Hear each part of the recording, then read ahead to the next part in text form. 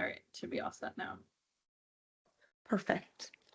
So the two meeting minutes that we're voting on are June at Knoll Farm and August at Shelburne Farm. So I'll do those separately. So I'll need a motion for the June meeting minutes at Knoll Farm. I'll make that motion. Elizabeth, the other one.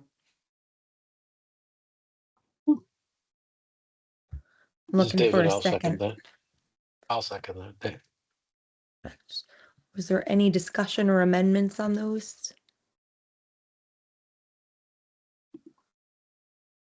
All right, call to vote. All in favor, say aye or thumbs up, whatever's Aye. best for you, Claire, in terms of record keeping. Aye. Any opposed? Oh, it looks like Liz, you have your hand raised. Did you have any amendments? Nope, just trying to say aye and eat my breakfast at the same time. Great. Any opposition? All right. And then as a reminder, if you were at the meeting, then it's best to abstain. Is there any abstentions for the June meeting?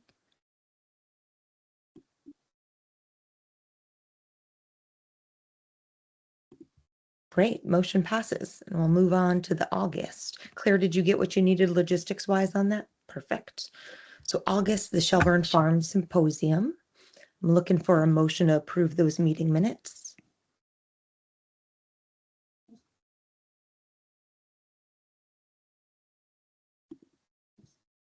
So moved. Thank you, Alex. And a second?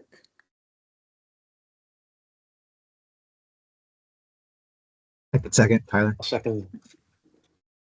Go ahead, Tyler. All right. Any discussion or amendments for those meeting minutes?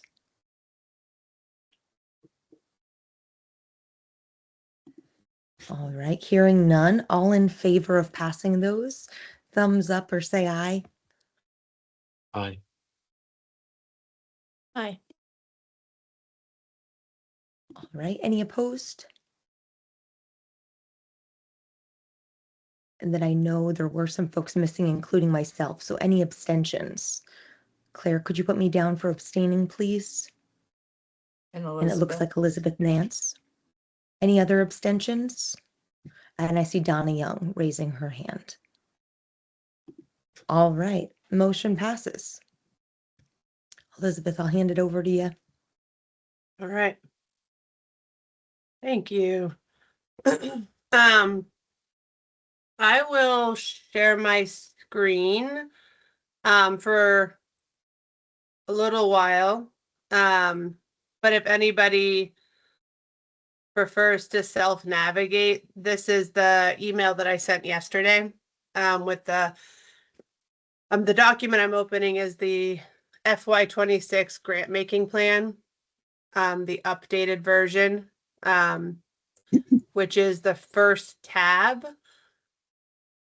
in the document that I shared yesterday. It says it has a 2. It says FY26 proposal _2. And then I'm going to explain what's changed, but if anyone wants to reference it directly, the proposal that we voted on in June is the second tab that just says FY26 proposal. All right, let me share my.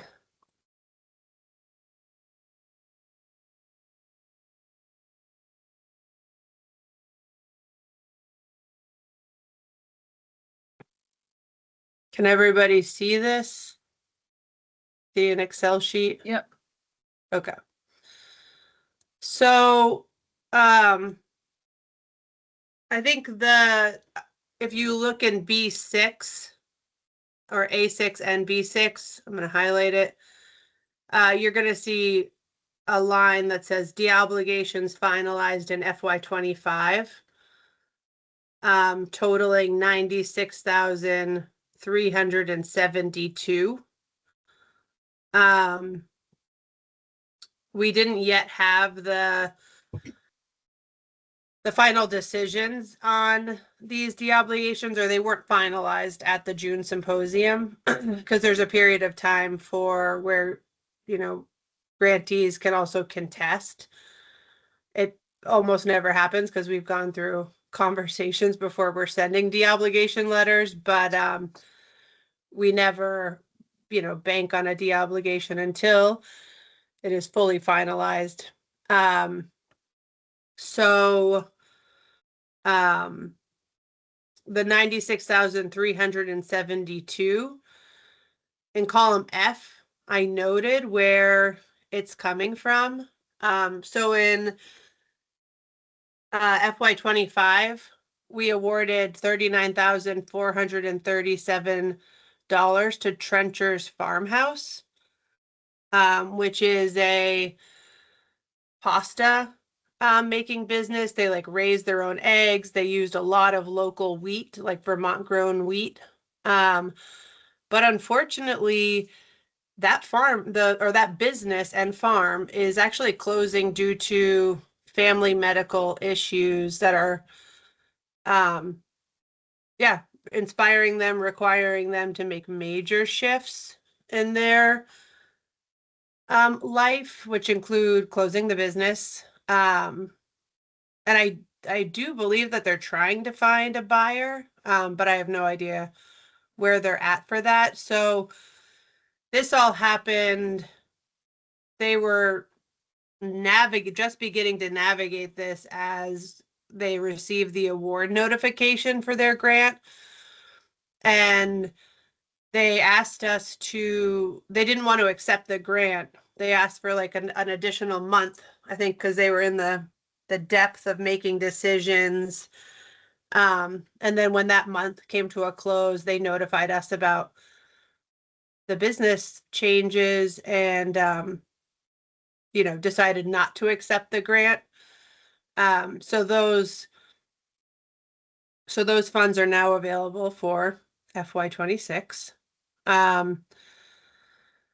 The second deobligation was a $50,000 grant awarded to Slopeside Syrup was it FY24? I think FY24.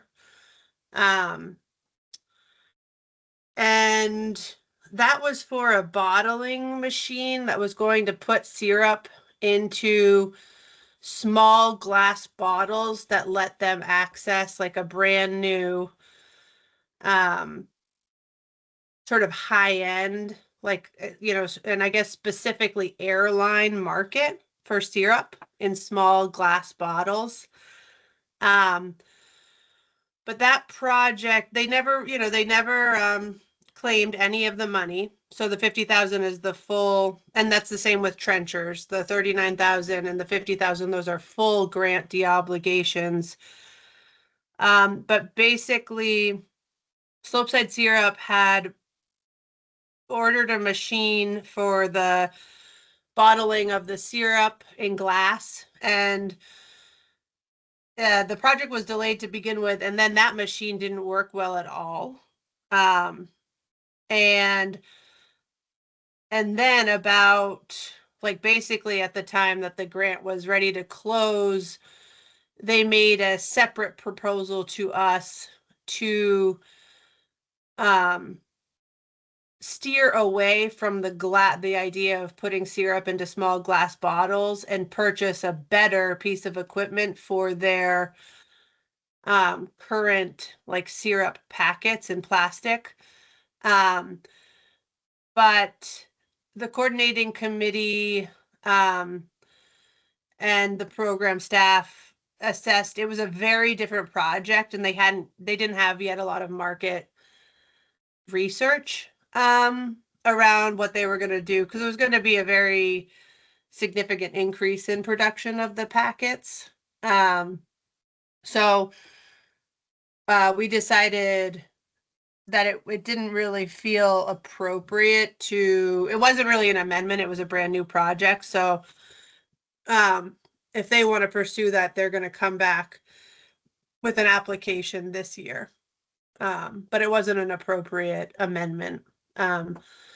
So that 50,000 is also available now for FY 26.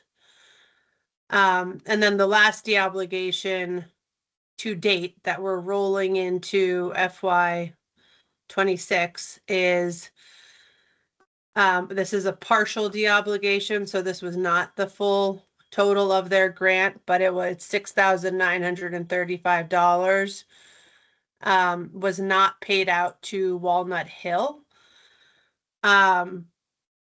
because their project was focused on growing organic corn. So they were primarily like a pasture pork farm, but they were diversifying into growing. They wanted to grow organic corn and produce masa, which is like a corn meal that you can use to make tortillas and other corn-based foods, maybe like pupusas. I'm not an expert in masa. But they basically had 2 crop failures with most of that product, I think, going just to become animal feed. None of it was usable for producing masa. And so none of the equipment was purchased to produce the masa, and that was the bulk of the grant funding. We did allow them to pull some funds from the equipment budget line to invest in the second planting of corn because they just had another planting without any seed saved or income, coming in from that planting. So, and they're no longer pursuing masa. So that's, another example of, yeah,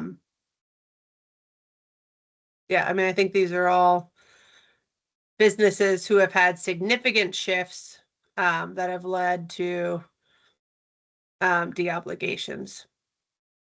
So these $96,372 are now available to invest in grant making for FY 26. So I'm going to tell you where I've put them, and then I'm going to stop sharing my screen to discuss the MLOF school. So, and you can see it's in a note in your Excel spreadsheet if you're following along. Right now, the business enhancement grant has been increased by $71,372, bringing it to $641,372 available for funding. And then we've increased the support for the mechanized logging and forest operations initiative. This is a new initiative that was introduced in June. And the original funding that was approved for this initiative by the board at the June symposium was $30,000. So I'm going to stop screen sharing, and then I'm going to share more about why additional funds have been put into the mechanized logging and forest operations initiative and remind people what that is. I'll give an initial overview, and then I'm going to invite anybody from the Forest Economy Committee to add anything that I've forgotten. So the original $30,000 ask was to support 3 students, each with $10,000 stipends, to attend this 20-week school in Maine. And it's a school, as it says, it's a school where students learn, I can't remember right now if it's like 8 or 9 they basically become experts in like 8 or 9 of the more advanced like logging tools, like big equipment. And then they also gain a CDL, which allows them to drive logs, truck logs. So the reason for the stipend is that it's a 20-week program. There is a possibility to receive a stipend to cover up to 90% of your room. They have an agreement with a foundation in Maine who's helping students to cover their cost of their room, but no other costs are covered. So students are responsible for their, to cover their food, any car payments they have, any like health insurance they need, any rent that they're leaving, back at home, like all of that. They still need to have funds to cover those expenses, and that's been a limiting factor for it's clearly. I mean, I think that's pretty clear why that would be a limiting factor for a number of students who can't just like cash flow themselves for 20 weeks. So the idea of the stipend was to open up this opportunity and to help make it accessible to more Vermonters.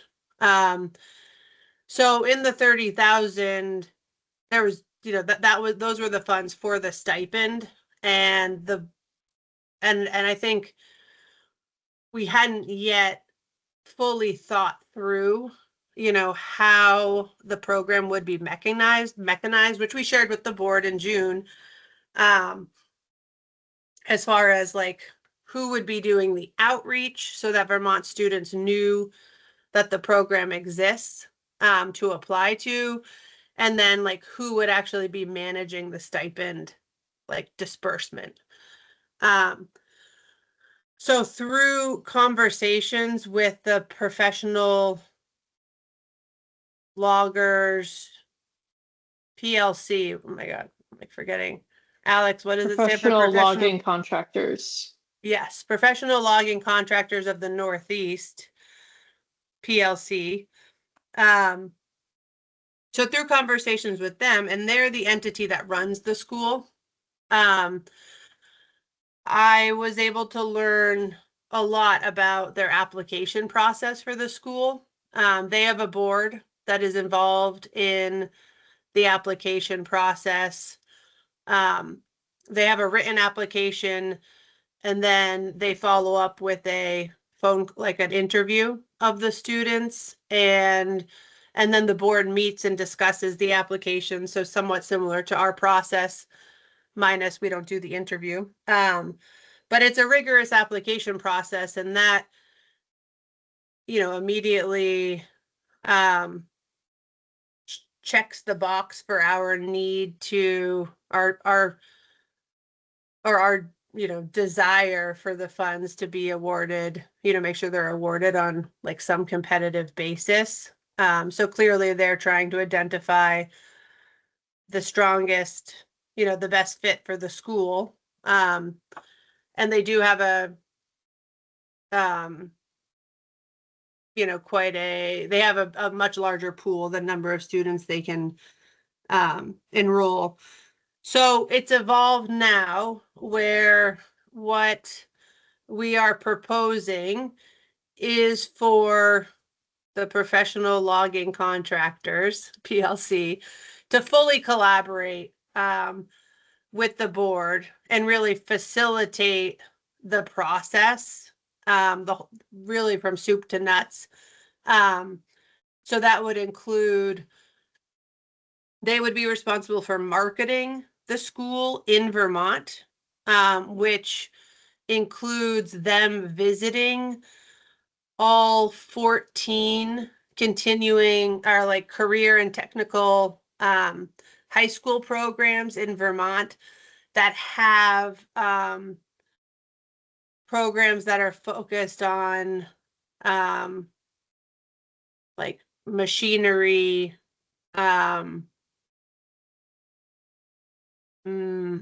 don't looking in the, anyway, I don't have it in front of me, but there's a list of like the career centers that they want to focus on. Mostly they want students that have some experience working with machinery, because this is such a machine heavy program, to make sure that, you know, that kind of work is a fit. So they would actually, the director of the school would come and visit those career and technical high school programs in Vermont, to meet the students, the graduating students, the seniors, certainly to meet them, to promote the school, to share about the stipend program, but also to build relationships with those programs and the folks running those programs to facilitate, you know, communication in the future. So they would, and in addition, to like the direct visits for marketing purposes, they would also be doing some development of social media, like, and target, you know, and even some, I think they're proposing right now to do some paid promotion in Vermont of the program through Facebook, and I can't remember the other avenues. And they would also be offering direct technical assistance or just like support to interested applicants, helping them, like giving them more one-on-one support to make sure to think through the application process, to make sure that it's the right fit, just to answer any questions and, you know, offer support to the prospective applicants. And then they would also be managing the actual disbursement of the scholarship, or the stipend, which would take place at different milestones throughout the 20-week program. So the increased budget, the $25,000 increase, the request on the table today that we are going to have to vote on, is to increase the funding for this initiative to $55,000. So pulling from the de-obligated funds, to allow PLC to execute the marketing, facilitate the disbursement of the stipends, and offer that like direct one-on-one prospective applicant support. Yeah, I want to pause and let forestry committee members to add anything that they want to add to the conversation. I mean, clearly I will say that we're still, you know, we have a sort of high level proposal from PLC. And so, you know, if the board expresses their support today, the next steps will be hammering out all the details with PLC to put it into a grant agreement, where we have identified that due to the unique position PLC is in, we can offer them a non-competitive grant, which is the first time we've done that. Brand new mechanism that we've learned about through this process. Okay, now I will officially hand it over to forestry committee members.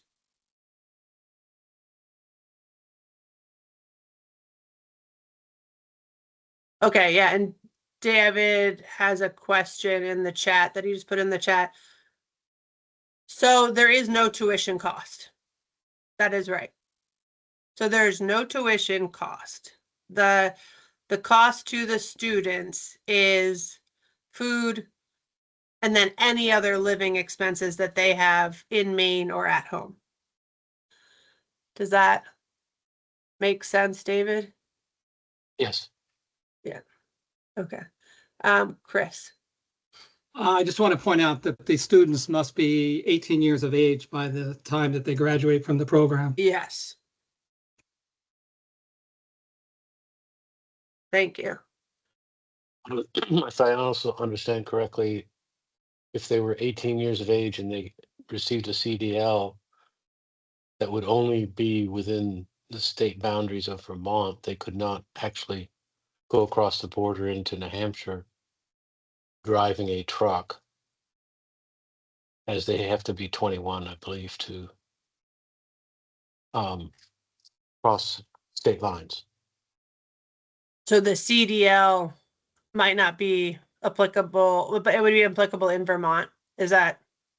Well, I just, No. yes, the way I understand CDL is that maybe Alex could, or someone else could confirm this, that they just, if they were driving a log truck, they could not run a load of logs into New Hampshire legally.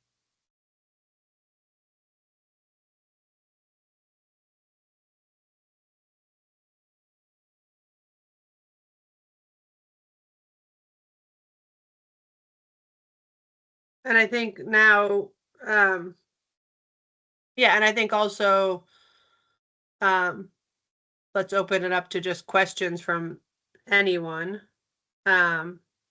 Questions, concerns. Elizabeth Nance.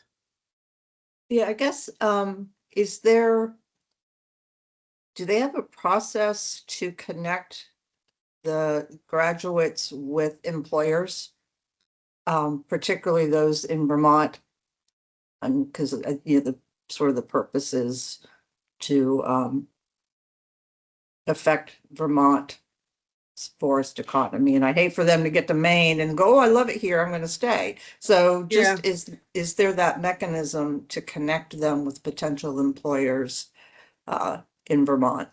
So that was one of the main, that was a big concern when we first started discussing this whole initiative, was like, wow, are these guys, are these like, you know, either, because the other, like, they're going to be visiting the CTEs, but there's a whole nother pool of prospective applicants that I didn't name, which is, you know, folks that are just like, maybe they're just working at like a, you know, sort of a lower level job at a, you know, for a logging company like Alex's company or something like Longview, where, you know, it would take Longview about a year.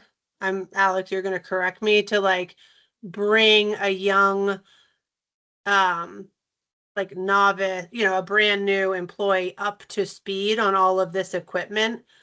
So Longview, so part of the like outreach is going to be to logging companies in Vermont. So Longview could also propose an applicant,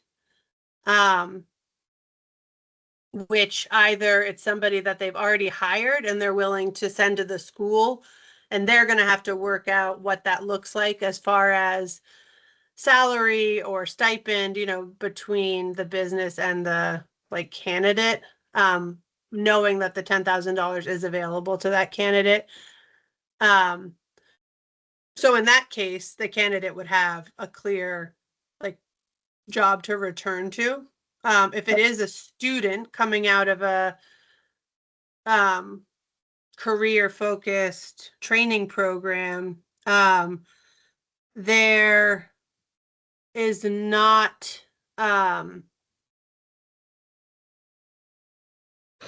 you know, there's not an explicit, like, there's not like an explicit part of the Maine logging school. Like, there's not a job fair, which, like, that was something that we asked to understand if Maine companies were trying to poach, like immediately trying to poach all the students to stay in Maine.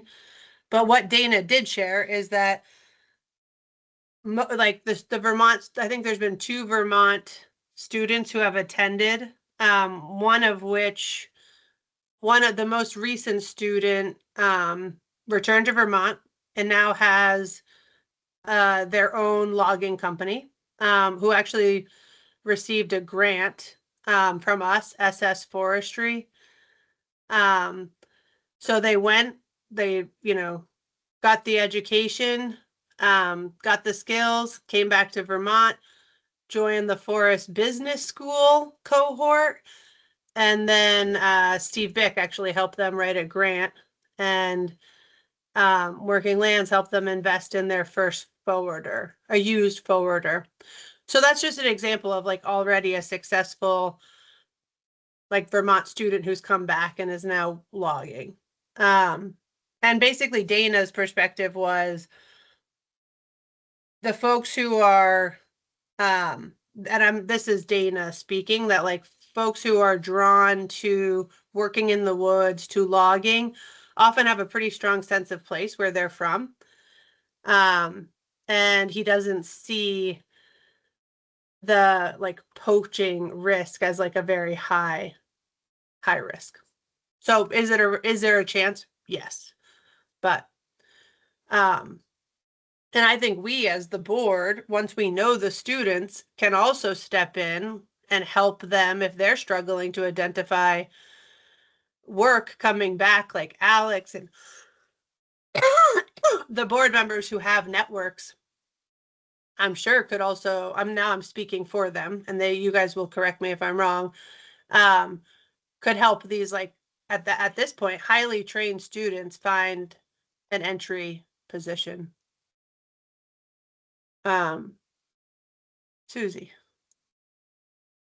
I'm just wondering if I know it might not have teeth, but can we just put language in when people get given this money that there is in the same way that, because the money's coming from the state of Vermont, the expectation is that you're employed in Vermont and not follow, like, I don't know that we have the teeth to then track them down, take the money back, Yeah. but just putting it in there so that there is this, at least statement of, this investment is about, Vermont employment. Just wondering if that, I think, would it feel like, I think it's going to be clearly like the stated desire, right? Like the desire is, but I think you're right about the mandate. Like we just don't have the teeth to mandate it.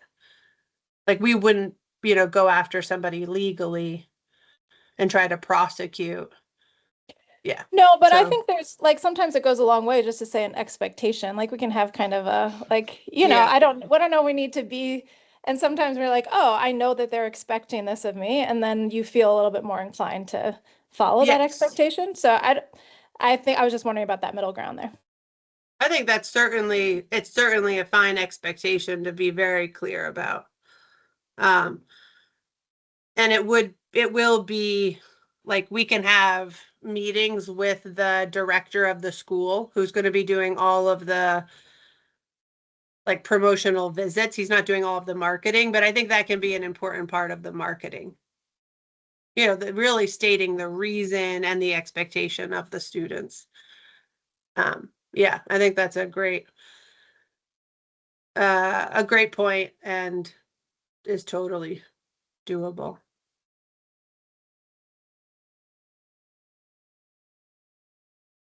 David. Well, I think that following up on what Susie just said, we could also put that in the language with essentially the service provider being PLC, that the expectation is that they're going to be looking for candidates who indicate their intention to come back to Vermont. Yeah, in the interview process, the application In the process. interview process, just in Yeah. that anything that's written should, be pretty unequivocal in saying we're looking for Vermonters who are going to return to Vermont. Whether, like you say, there's no final teeth, but at least Yes. that there's that strong intention and language all the way through that's consistent.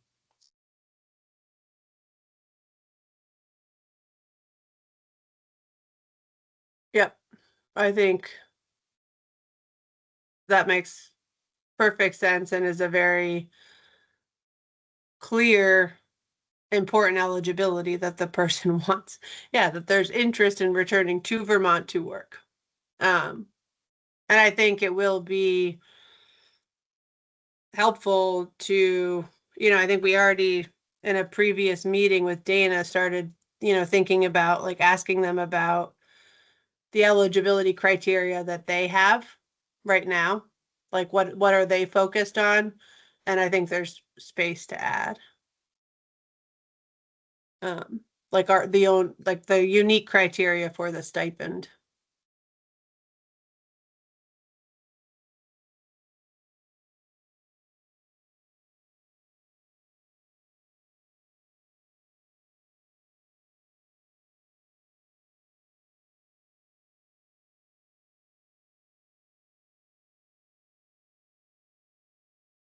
So if there's no other questions, and I'm sorry, I don't think I put this in the agenda, but I do think we should have a vote on this.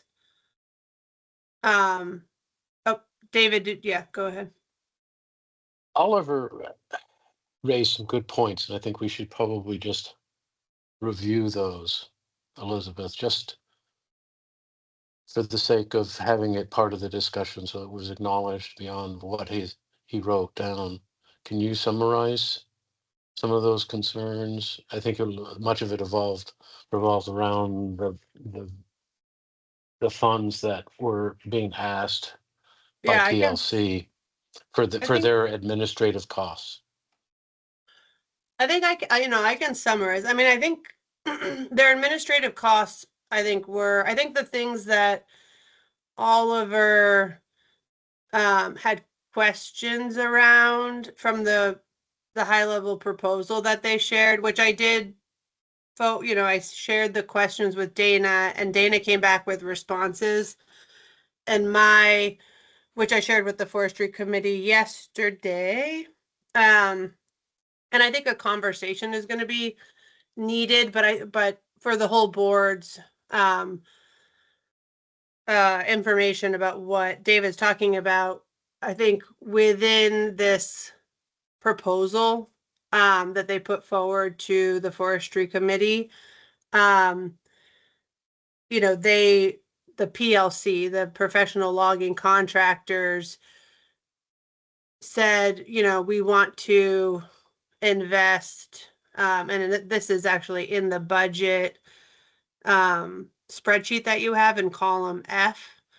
So it's still the $55,000 budget. It's still $30,000, fully for the stipends.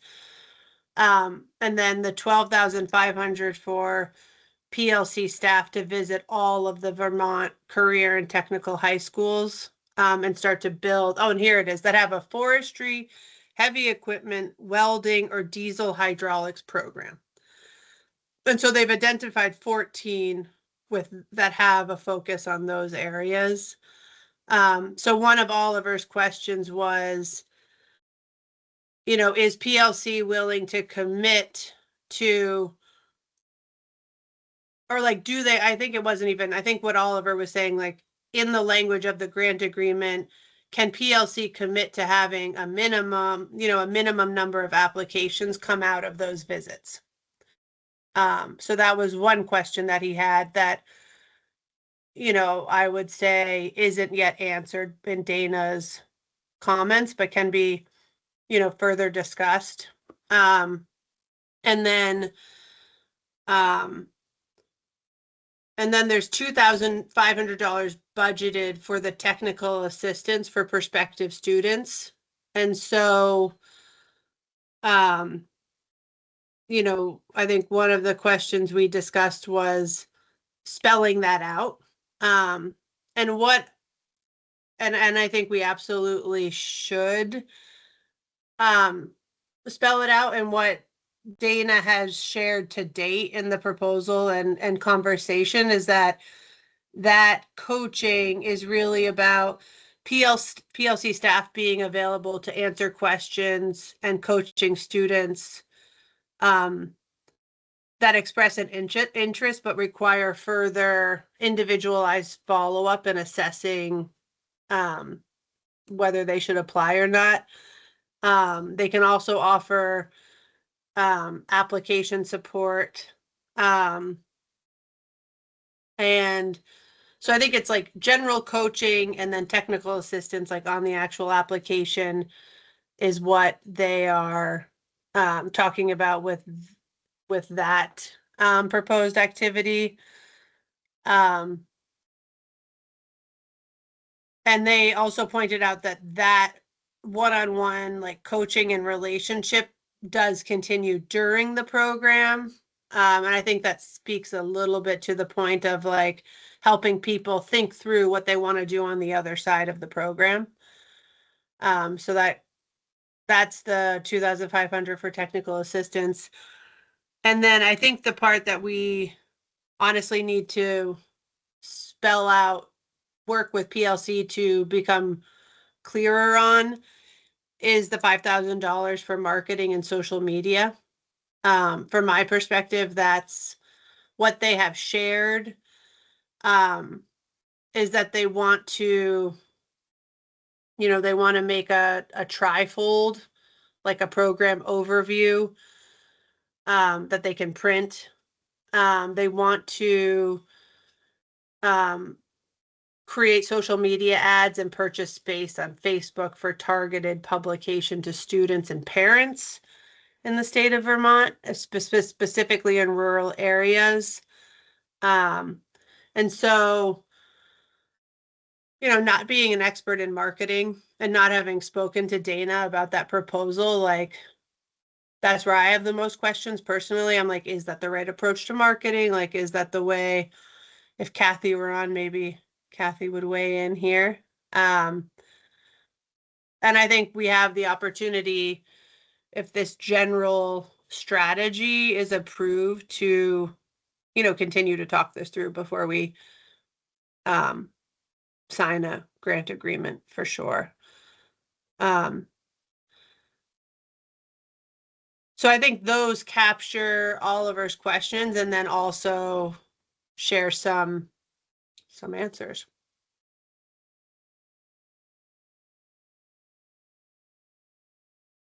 Liz. And then we're going to shift to a vote. Liz. Thanks for walking us through that, Elizabeth. And I had to step away like right when you were doing the intro for this, so I might have missed this. But can you share when it went from 40 to 50 something? Yeah. Because I was looking back at our correspondence and that looked like our original max had gone from 30 to 40 and then it jumped up again. To 50. Yeah, exactly. So it jumped up when we basically decided that we'd like to shift the management of outreach and management of the stipend to PLC. Yeah. And they want to do a much more in-depth outreach, like in Vermont, specific outreach in Vermont. They want to do more marketing than I think we would have done. And then there's also an administrative, like an overhead cost, which is I saw that fully due for managing the stipend payment mechanism. I guess I was more wondering, like, it looked like you had put a maximum on it, and then I was wondering if you had approved them to go above the maximum or if they were the ones sort of like continuing to push and push and push. And I understand why they would. I was just trying to figure out how I felt about that dynamic a little bit, given how competitive this is going to be. And given that it's sort of like becoming double what we had expected. I'm not like totally opposed to it. I'm just like, oh, this is feeling kind of harder. So I will say that Dana did come back to me and said, like, is there a set ceiling? And I said, there's not a ceiling that we've discussed with the board. And I did suggest, I said, you should ask for what you need, and then I will bring it to the board and we will discuss it. And I feel like that's generally the best way, like it's very much in line with like the spirit of how we do grant making, allowing people to ask for. So there's definitely, there's the possibility to go back with like, we don't want to support X or Y. And then, cut the budget back down. Chris? I just want to point out real quick that even though PLC is a Maine-based and I believe originated in Maine, they do have a fairly new chapter here in Vermont. So they do have a genuine interest in growing that membership here in Vermont. So the poaching or the influence, I think, of that they might or people might have of them, trying to keep students in Maine, I think would not apply because they have this this new chapter in Vermont that they're actively trying to grow. So just I want to point that out.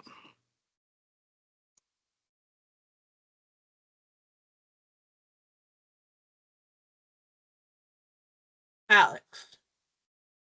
Yeah, I just appreciate as they've sort of asked for more money to help administer, they're also matching that in terms of being like, hey, this is important to us, this is important to you all.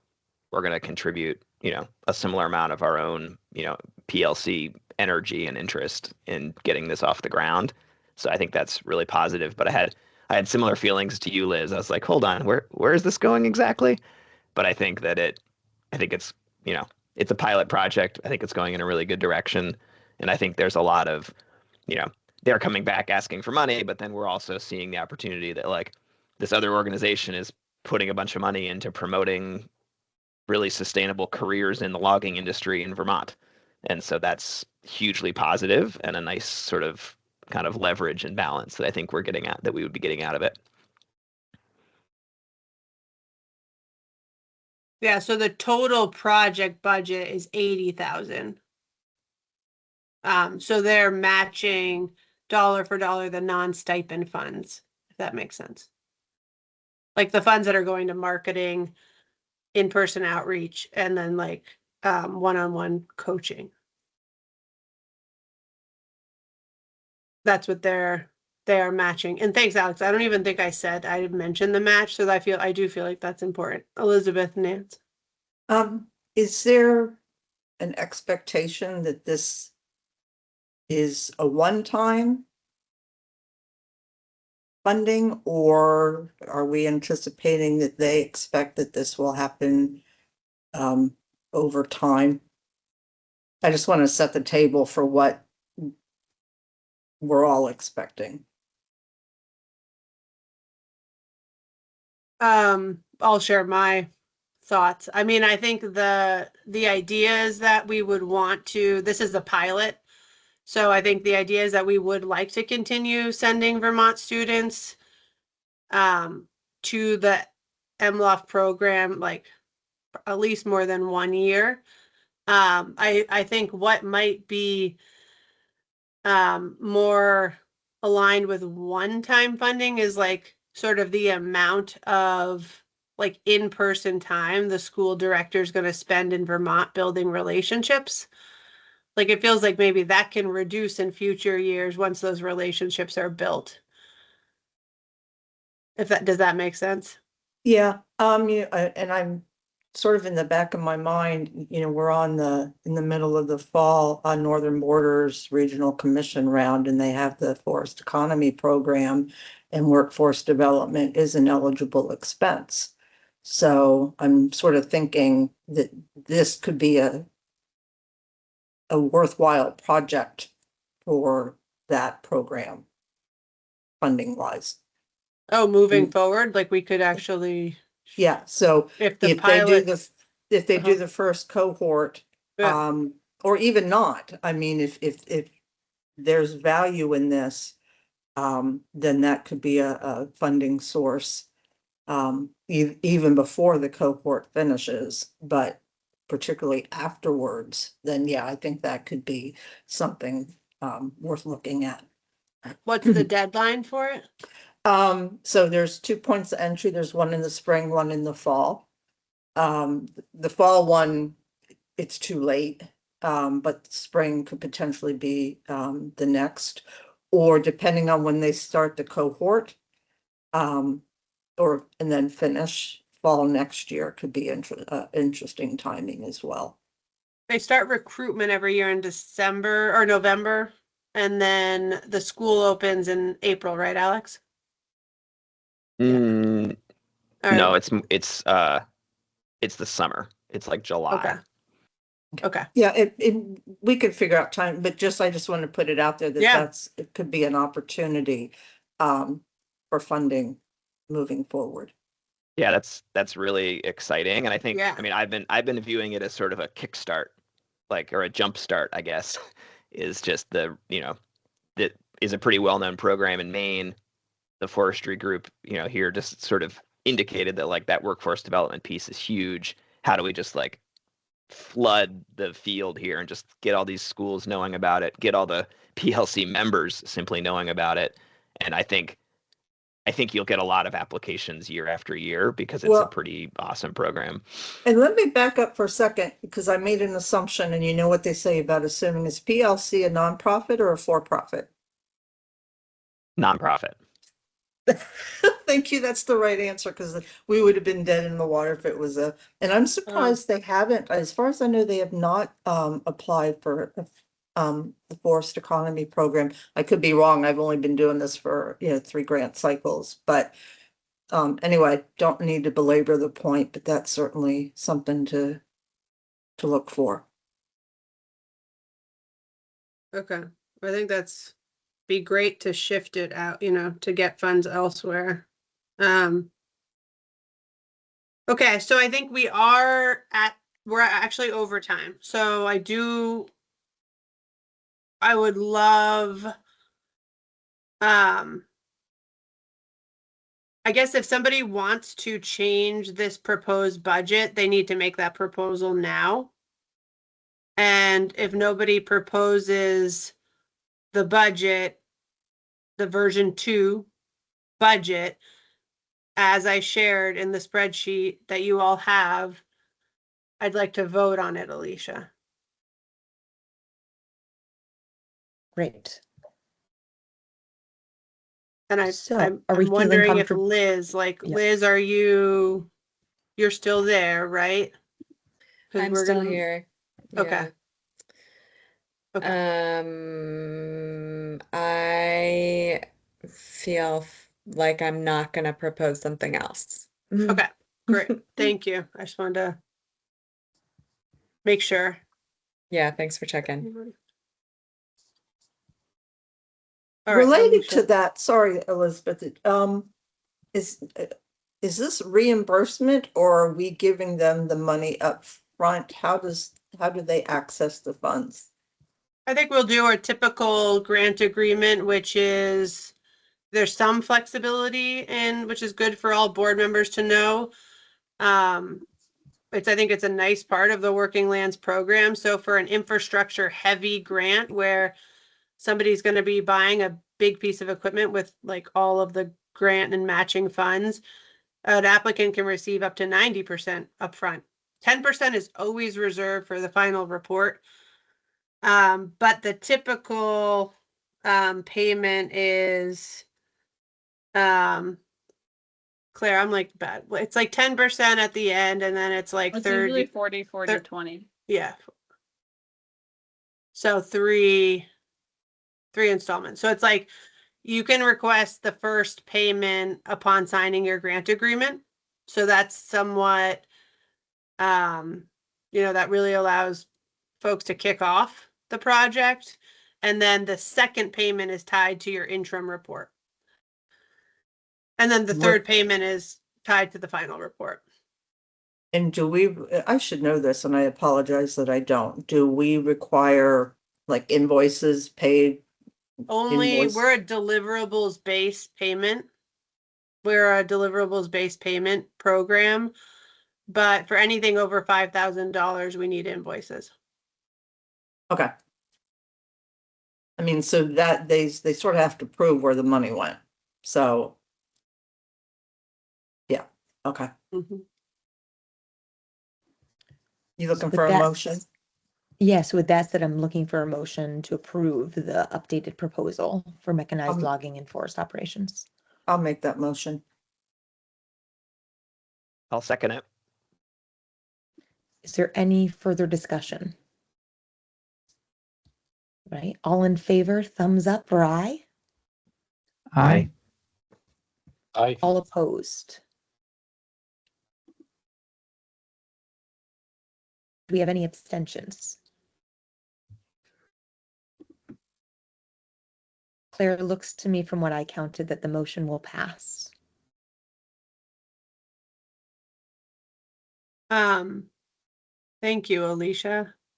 I there was sort of a mindful time leak, because, Kathy, was going to share, Kathy's visited 3 grantees recently, which is really exciting, and was going to share some highlights from those visits along with, we didn't have anybody else on our radar that had done recent site visits. Many of you have site visits assigned to you. But if you have completed them, please definitely let us know, and we will ask you to share.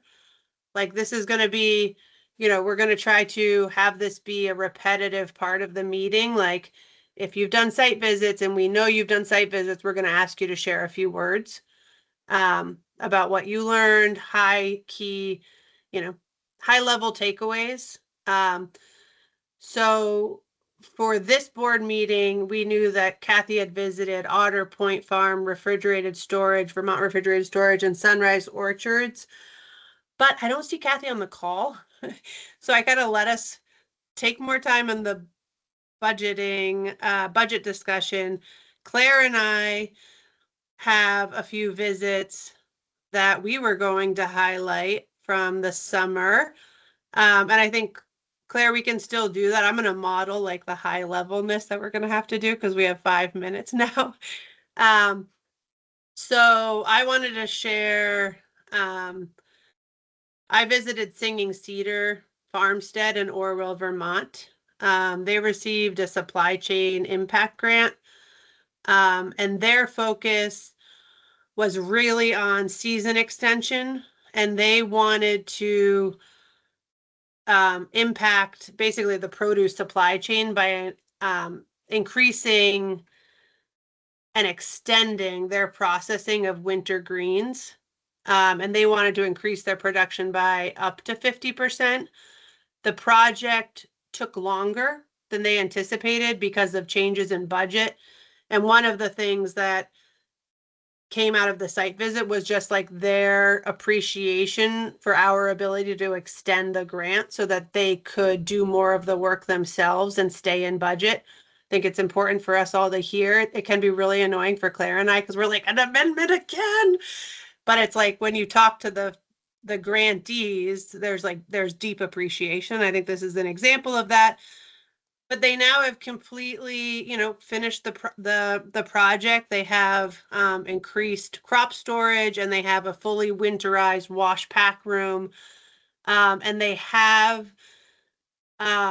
reached their goal of increasing the winter greens by 50%, and that is within the context of having one extremely rainy season where they experienced a lot of like up to 30% loss in farm revenue. So like the increased production became even more important to staying afloat. And I guess the other thing I want to highlight is that they are also donating, as they put in their application, they are donating. Like they gave an example of in 2024, they donated 2,000 pounds of tomatoes to Hope in Montpelier in Middlebury, which like distributes food to food insecure families. So they're very like committed to that work as well in their community. So it was a great site visit. The second site visit, oh my God, I have to be even more concise because Claire also needs the time. So let me just think. So I visited Judah Durali's farm, which is in Colchester. And basically, prior to this project, it was very hard to buy goat meat like at a store. He was selling whole animals, and that's like traditionally been the market for people who were interested in purchasing goat meat in Vermont. But he now has a fully inspected facility, like Vermont inspected slaughter facility, and is packaging small cuts of goat meat and selling them right now at 2 markets, one in Colchester and one in Winooski. And people can also buy the cuts at his farm. Sorry, one in Essex and one in Winooski. And it just makes the goat meat more accessible. His primary market is the New American community. And the markets that they're at are still like targeting that same community. One's a Nepali market and the other is, I'm not sure he told me actually. But another great visit. And I guess the other thing I'll highlight is like, in addition to the new market, he shared with me like how like just like quality of life with the new equipment, the cutting equipment and the new space is like his experience in butchering animals has like greatly improved. He has a new saw. He has like a fan, like a better like aerated butchery and easier to clean, etc. Claire, let me actually pass it to you because Okay. I'm Yeah, just I'll gonna just share stop there. one, Okay. which is I visited Leamington Maple in July, along with Guled, who was our intern this summer. So they're on the Canaan-Leamington line up in Essex County, and I think overall they're just very appreciative that like we came out to visit them in the far, far northeast corner of the state and that they had received the grant. Yeah, they're a maple operation. They are currently around 8,000 taps, and their goal is to grow up to 30,000. It's 3 people, a father and son, and then another partner. And so their goal is to all be employed full time in the operation, which they're not currently. And our grant was in 2023, and it was for bringing power to the sugar house and like moving the road and building a new road.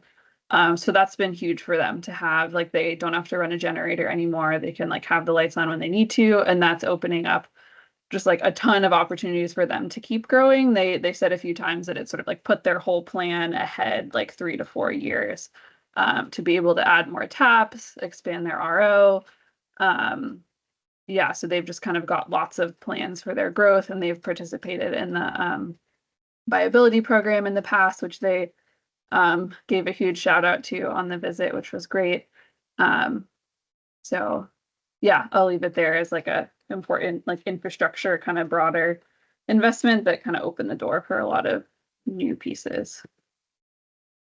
And Claire, we can continue to share in the next meeting. I think we will also provide updates from recent site visits. But again, if you have any questions about the site visit that you signed up for and have received information about, reach out to ask those questions and let us know as soon as the site visit is completed.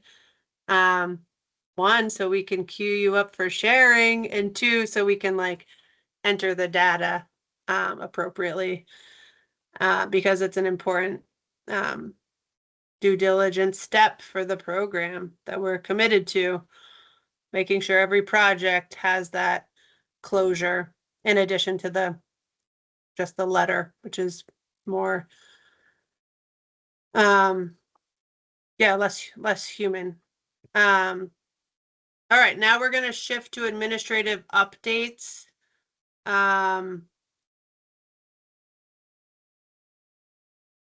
So I think Catherine, I thought had to, I guess had to, okay. So unfortunately, Catherine had to step off at 10 and then was going to be back. So it's going to be Elizabeth and Abby. Or Trevor.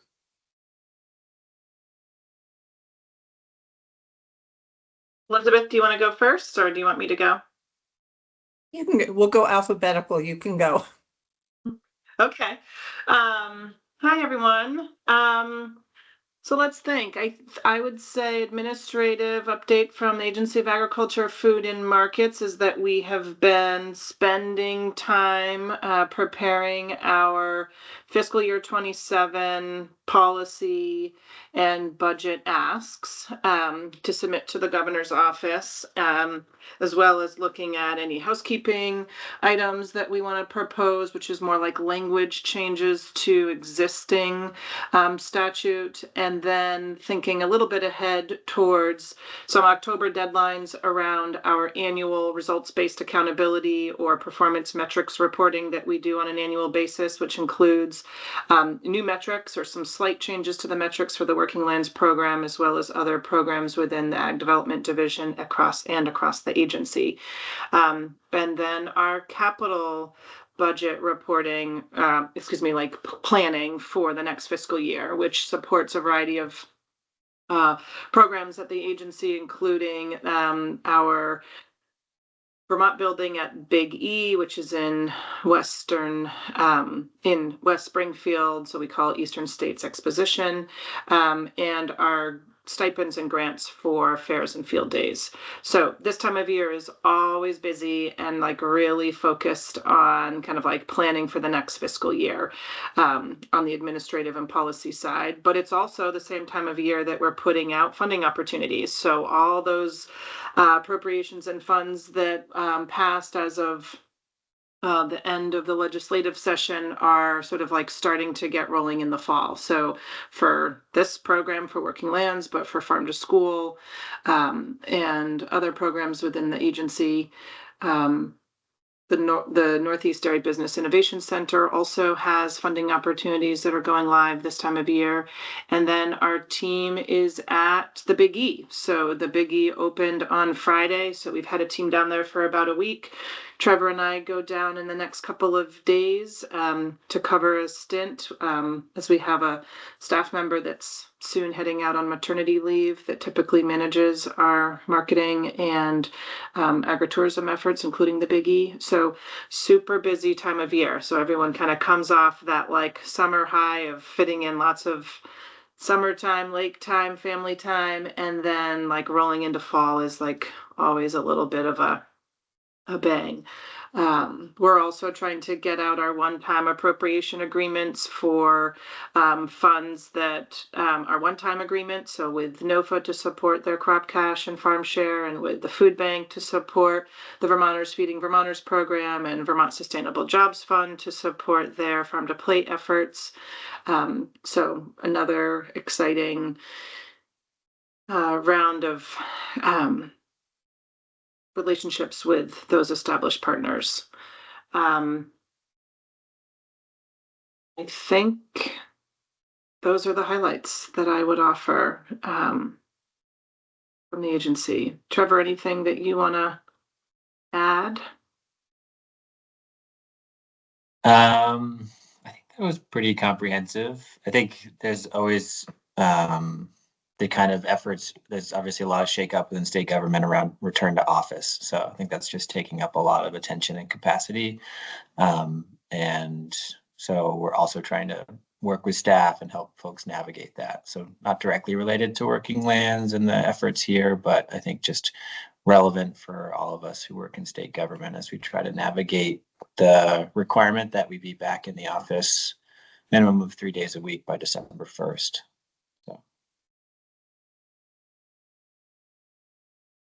Yep, exciting times. Okay, Elizabeth, I'm happy to pass it to you. Okay, thank you.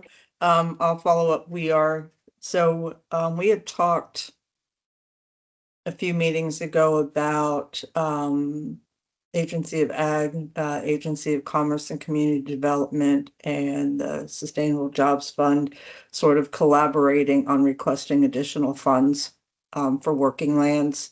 I have with Elizabeth's help, put a proposal to Secretary Curley. She's having some conversations. She's not opposed to an ask.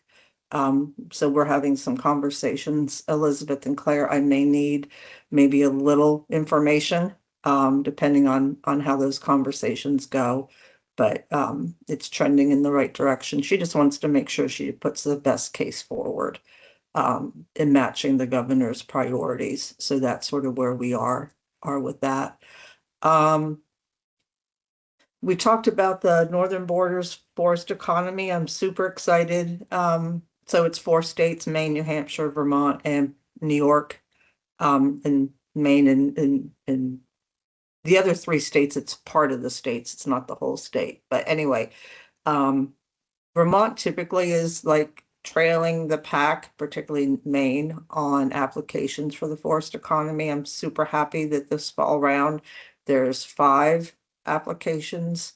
Some of those are shared, they're multiple state applications, but that's I think the most that Vermont's had in one funding round. So it's locally sourced, meaning regional, but there's some exciting pre-applications. We're meeting tomorrow to discuss those. And then we have the Timber for Transit program, which sort of, as the name implies, you use locally sourced timber for transit adjacent projects.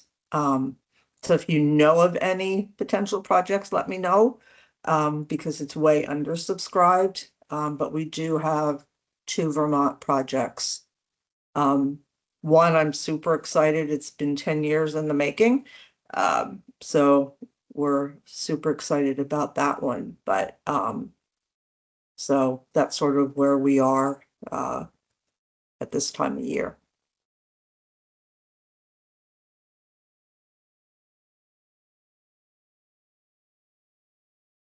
Alex. Could you say a little bit more about that? The Timber for Transit, is that like rest areas, bridges, any of these the things? rest area happens to be the project I'm super excited about, but it can be, and it would be on I-89 in the Highgate area, which is the only major entry point into Vermont that does not have a welcome center. It can be like small projects, pedestrian, bridges. We've even seen, there's a project in, I think it's Maine, that's a pedestrian bridge over a pond.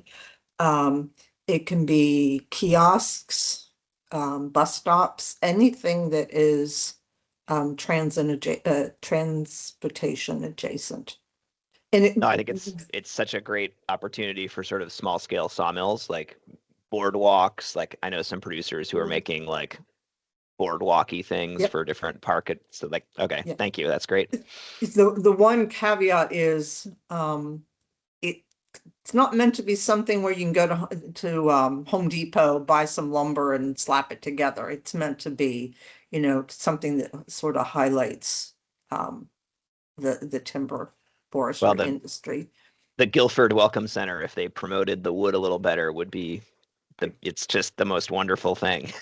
And I'm hoping, and I may have to recuse myself from voting, scoring the Welcome Center application because I'm so excited about it. But they're even talking about the heat source, and using the timber in the construction of the building. So there's some great opportunities.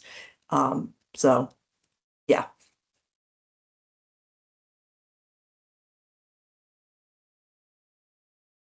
A very interesting focus. Like I'm intrigued by the timber and transit. So if you go to the Burlington Airport, the makeover, the renovations that they're doing is focusing on locally sourced timber.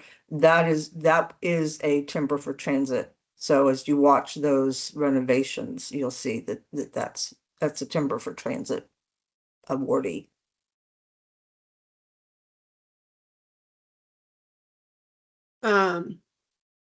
Amazing. All right, so we are going to take a break until 10:30, and then we're going to shift gears pretty significantly. In Common is going to join us for the last part of the meeting. I'm going to encourage everyone to be on camera so that they, know that because it's going to be more conversation. This was a conversation, but it's going to be very much discussion focused. And there'll be some breakout sessions, 2 breakout sessions, but they will fully introduce, I think, the agenda when they join. But just also to highlight, especially for anyone who wasn't at the June symposium, the summary that was included in the board packet as a resource. It's a resource for all of us. It includes it includes the summary, but also notes from the activities, the group activities that we did, which I think is a great reference for all of us to have as we continue on this equity work. So I just want to highlight that was shared in the packet. And yep, see everybody back here at 10:30, ready to discuss equity in working lands. Thank you.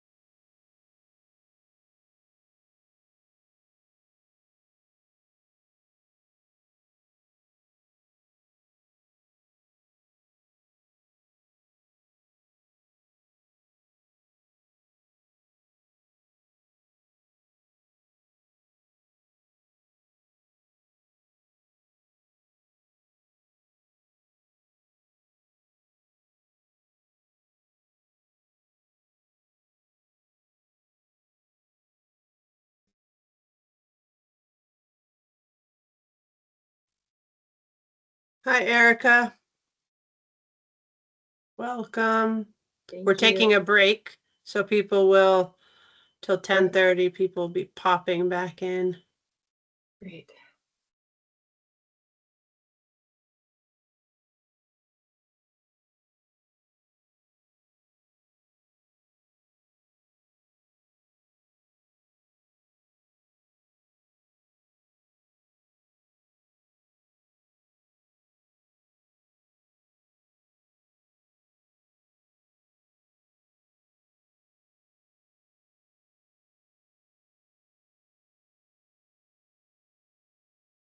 And Aisha and Curtis should be joining momentarily.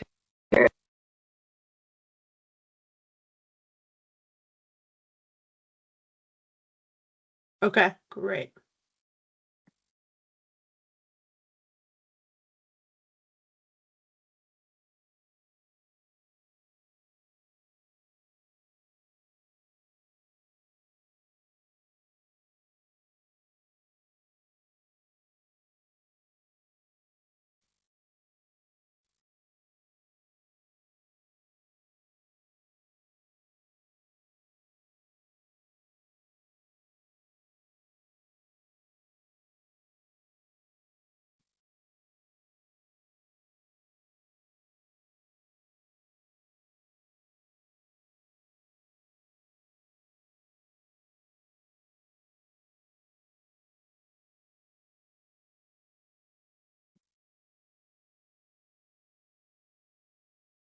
And Erica, everybody knows that we're shifting gears. And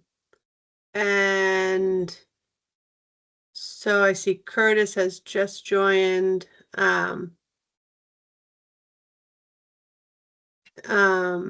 think we have one board member who just stepped away and one who's going to be returning any minute. But we can jump in. And just a note for you both that we are recording as we need to do. All right, folks. Hi there. Sorry, I am just coming in here after attending to a fire alarm that went off in the house. So I am just getting resettled here. Never a dull moment. But no fire. No I fire, take it. for which I am grateful, but the Yeah. fire alarm definitely needs some tending to.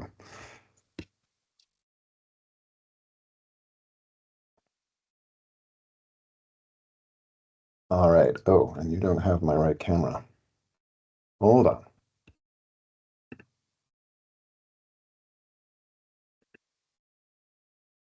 There we And go. Eric, I do want to flag that we do have board members present today that weren't present in June, and Aisha wasn't there in June, just thinking about introductions. We didn't put time into that, but I think it could be valuable.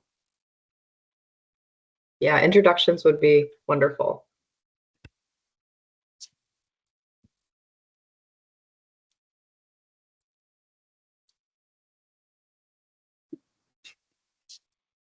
Are we going for the larger group, Elizabeth? For introductions? Yep.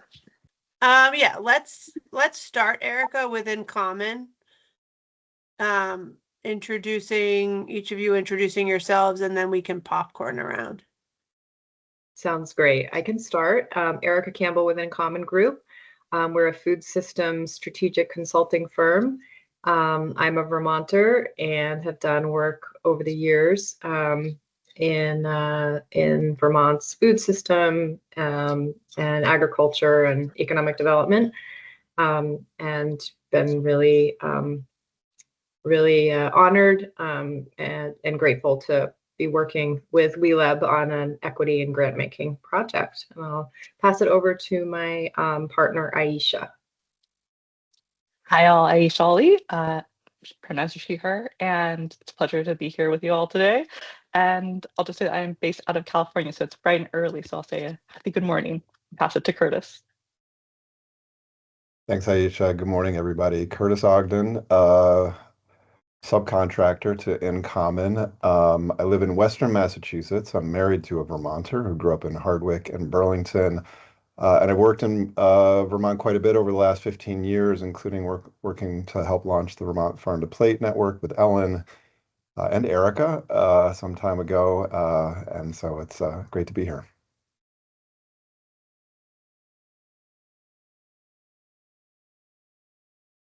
Let's start with Elizabeth. Nance. Good morning, Elizabeth Nance. I am the designee for the Agency of Commerce and Community Development. Unfortunately, I was not at the symposium, but I did read the notes. So thank you for helping us on this journey. Do you want me to pass it, Elizabeth, or are you going to pass? I'll just keep going right across. Okay. Tyler. See everyone again. I'm Tyler Miller. I'm in the conservation seat on the board. David.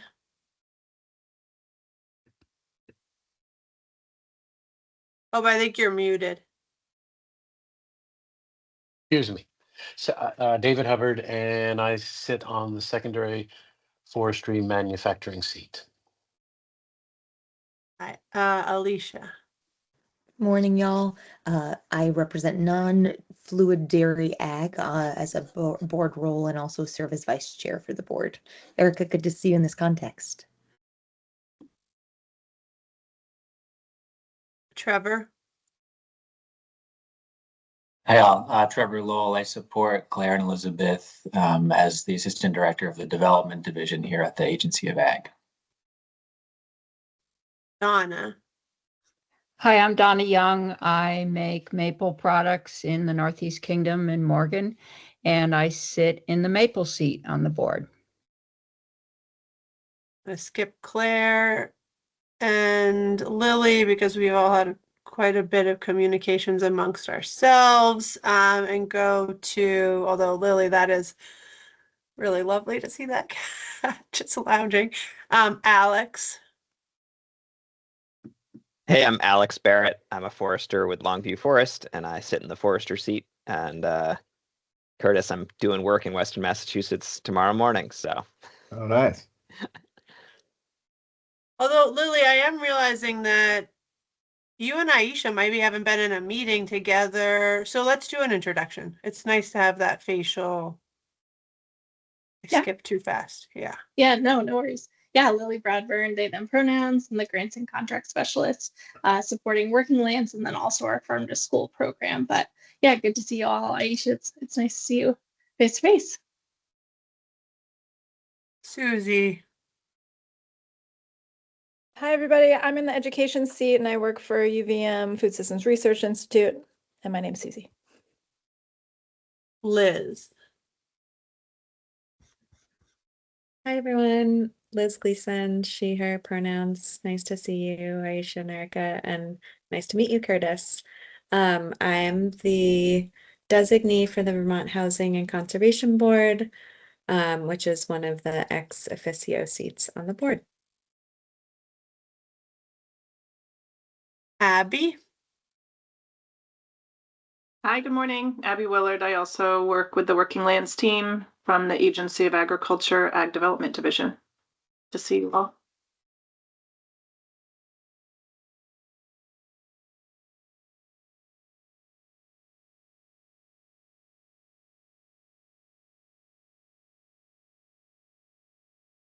All right, I think we can officially jump in.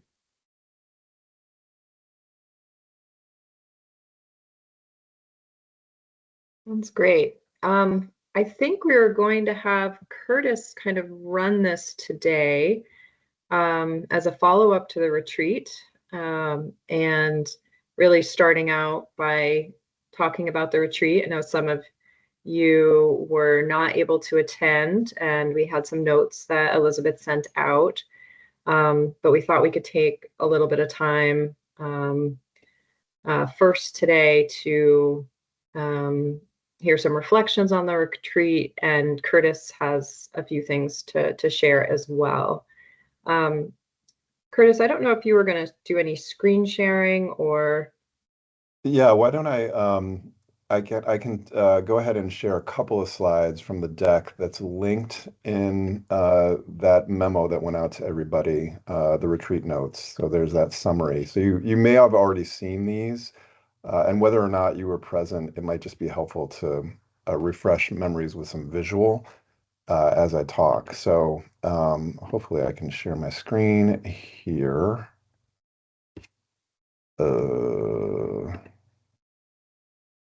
Says I need permission to share my screen.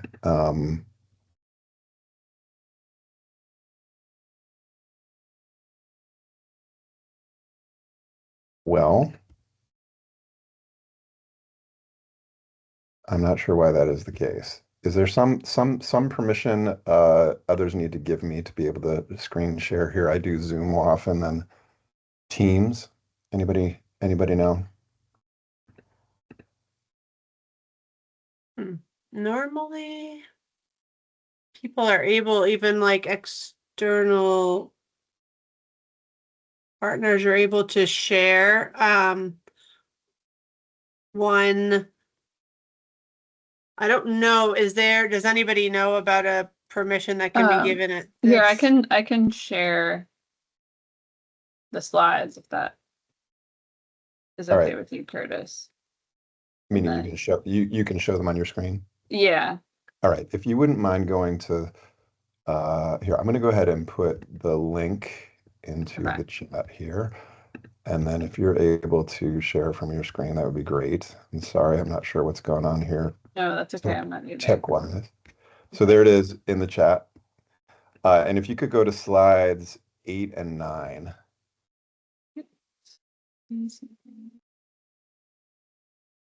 I am going to try to go in and give you a new permission level, Curtis, so maybe we can shift back to you sharing. Great. All right. Well, this works for the time being. So go 2 more slides, please.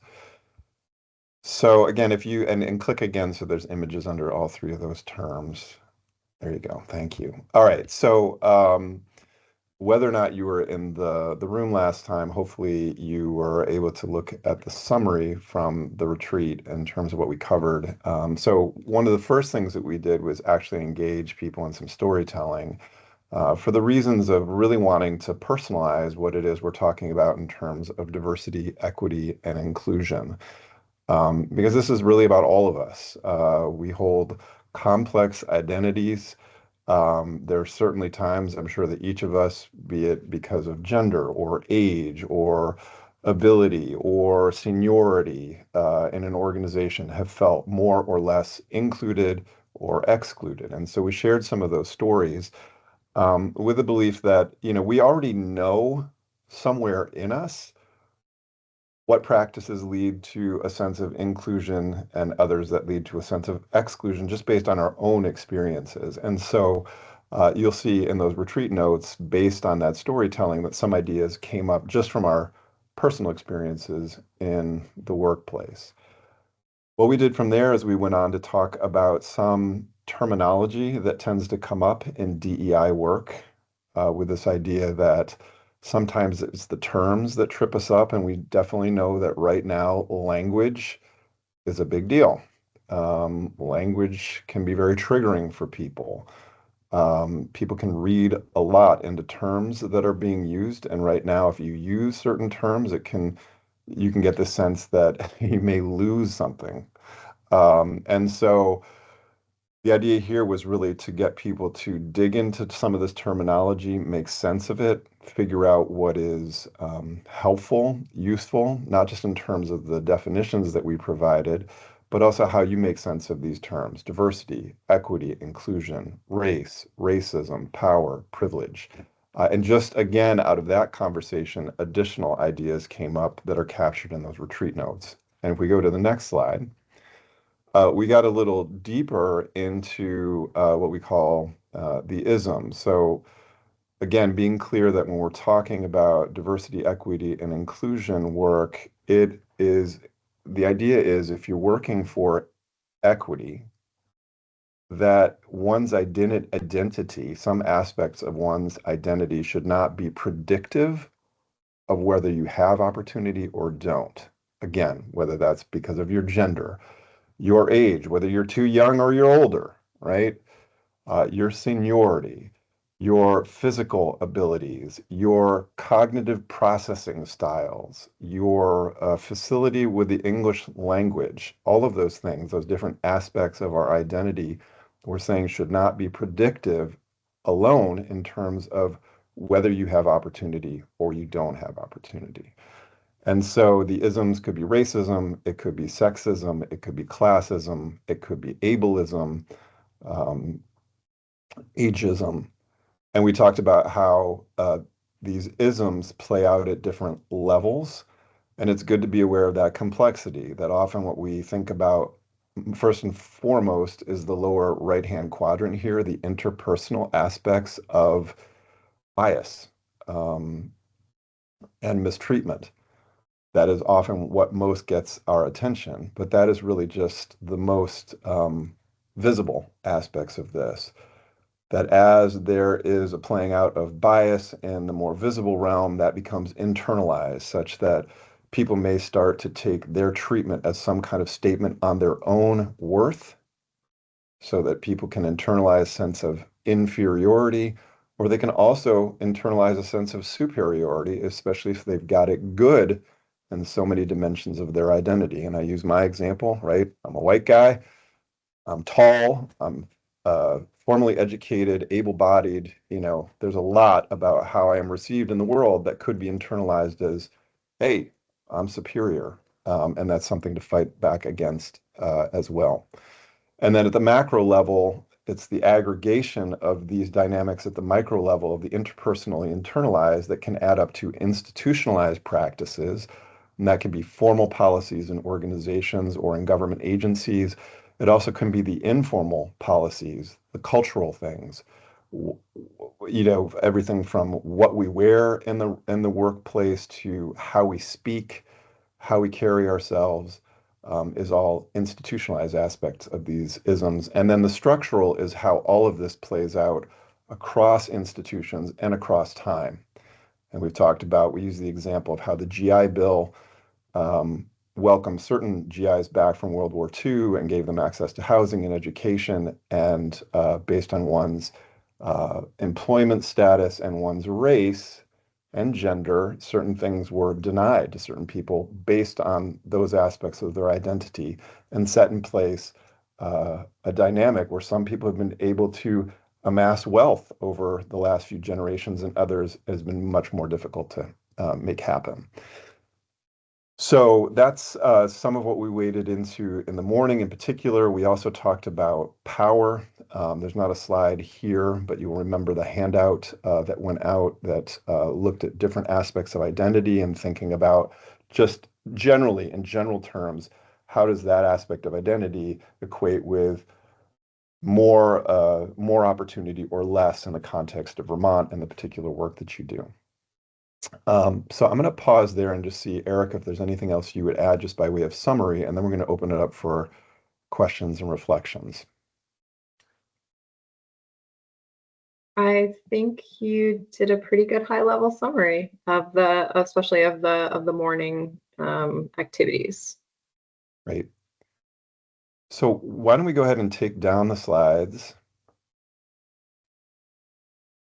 And this is where, again, whether you were there in the room with us at Shelburne Farms or you're seeing this and hearing this, at least in this way for the first time, if there are any questions or comments that come up.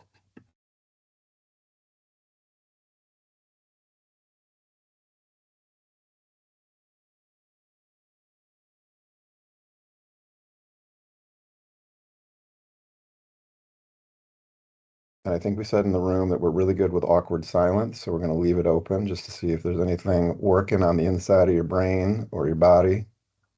I see Alex has his hand raised. Yeah, Alex, go ahead.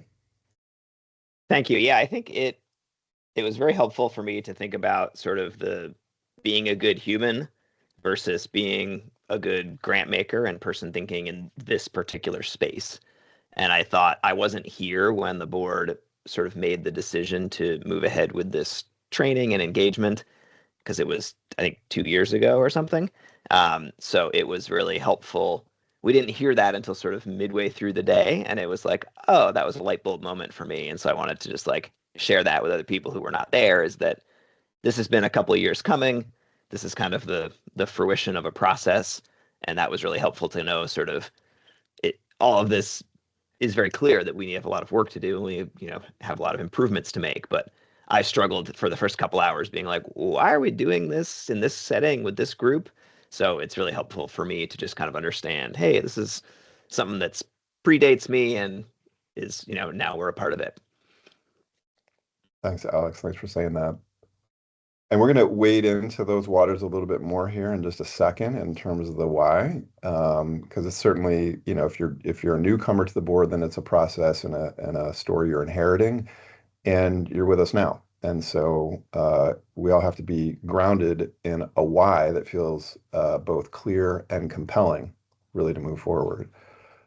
But anything else about our summary that people have questions about, or maybe if you were there, anything you've continued to think about?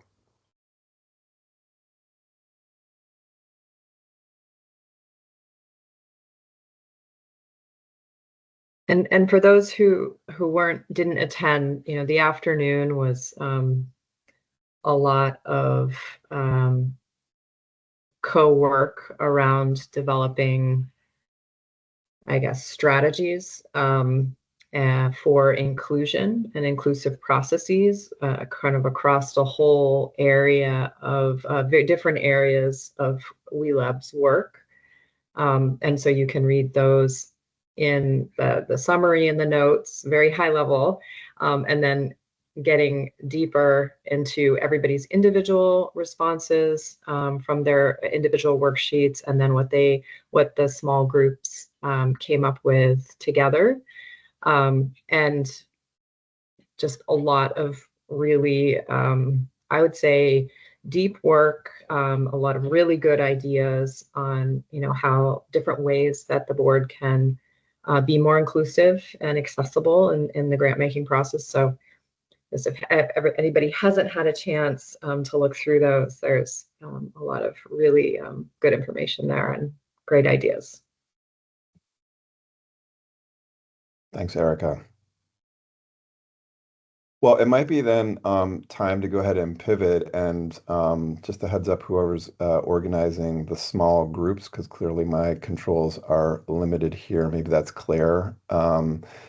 If you'd be willing to queue up groups of about 3 to 4 people. So what we wanted to move into, maybe building off of what Alex said about how it was helpful to get to the why of this in terms of what the board has committed to over the last couple of years and been working on to get us to this point.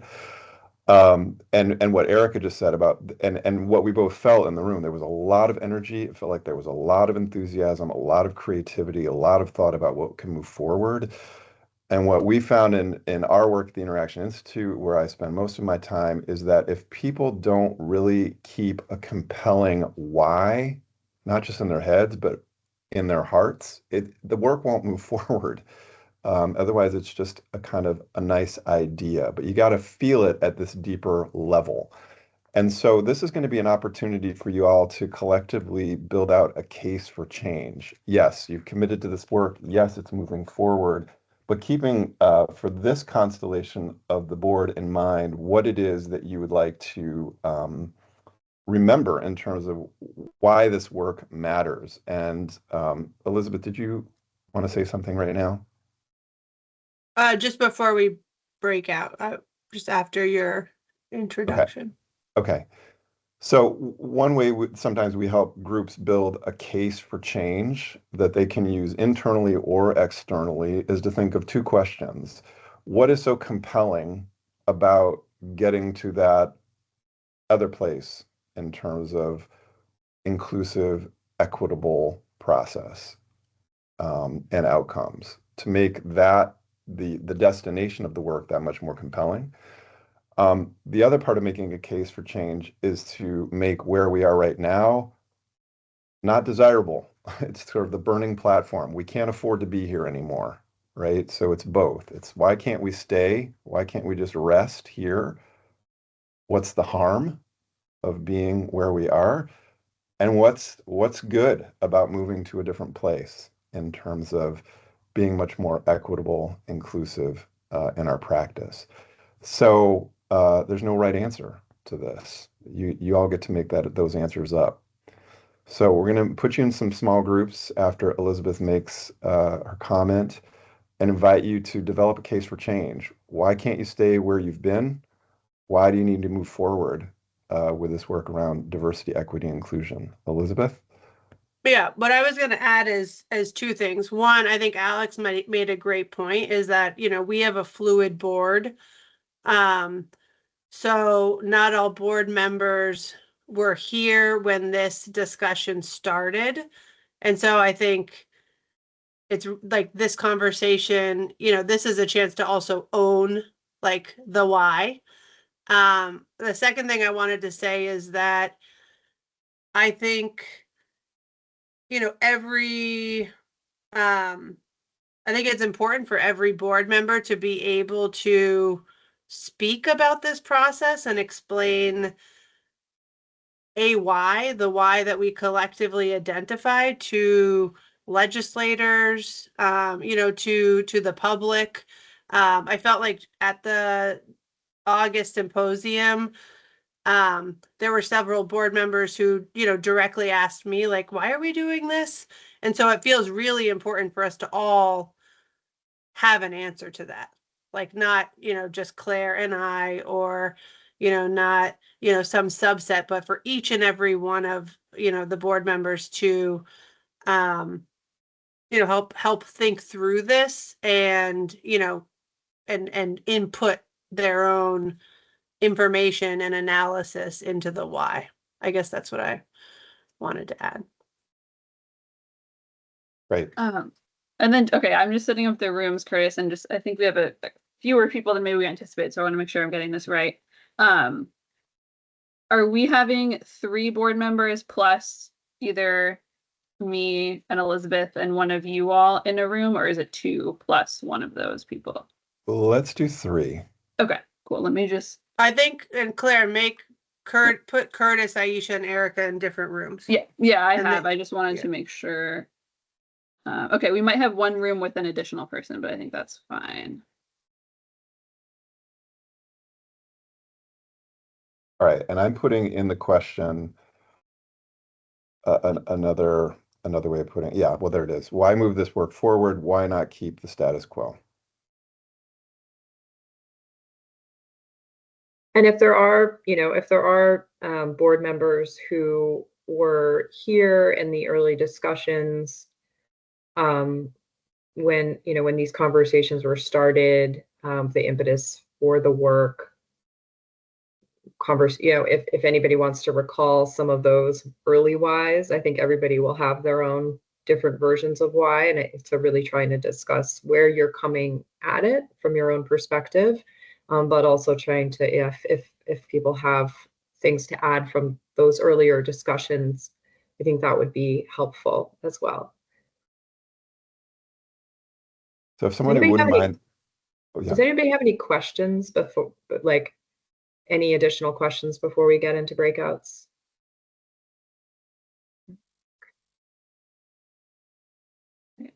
Okay, so I've set up the rooms, Curtis, and then what do you want me to set a time limit? Yeah, why don't we do 7 minutes? Okay. Great. And then Elizabeth, I think you or we're gonna stay here, and then I'll have to send us separately because for some reason the way it's set up. Okay. Everybody ready to go? Ready to go. Great.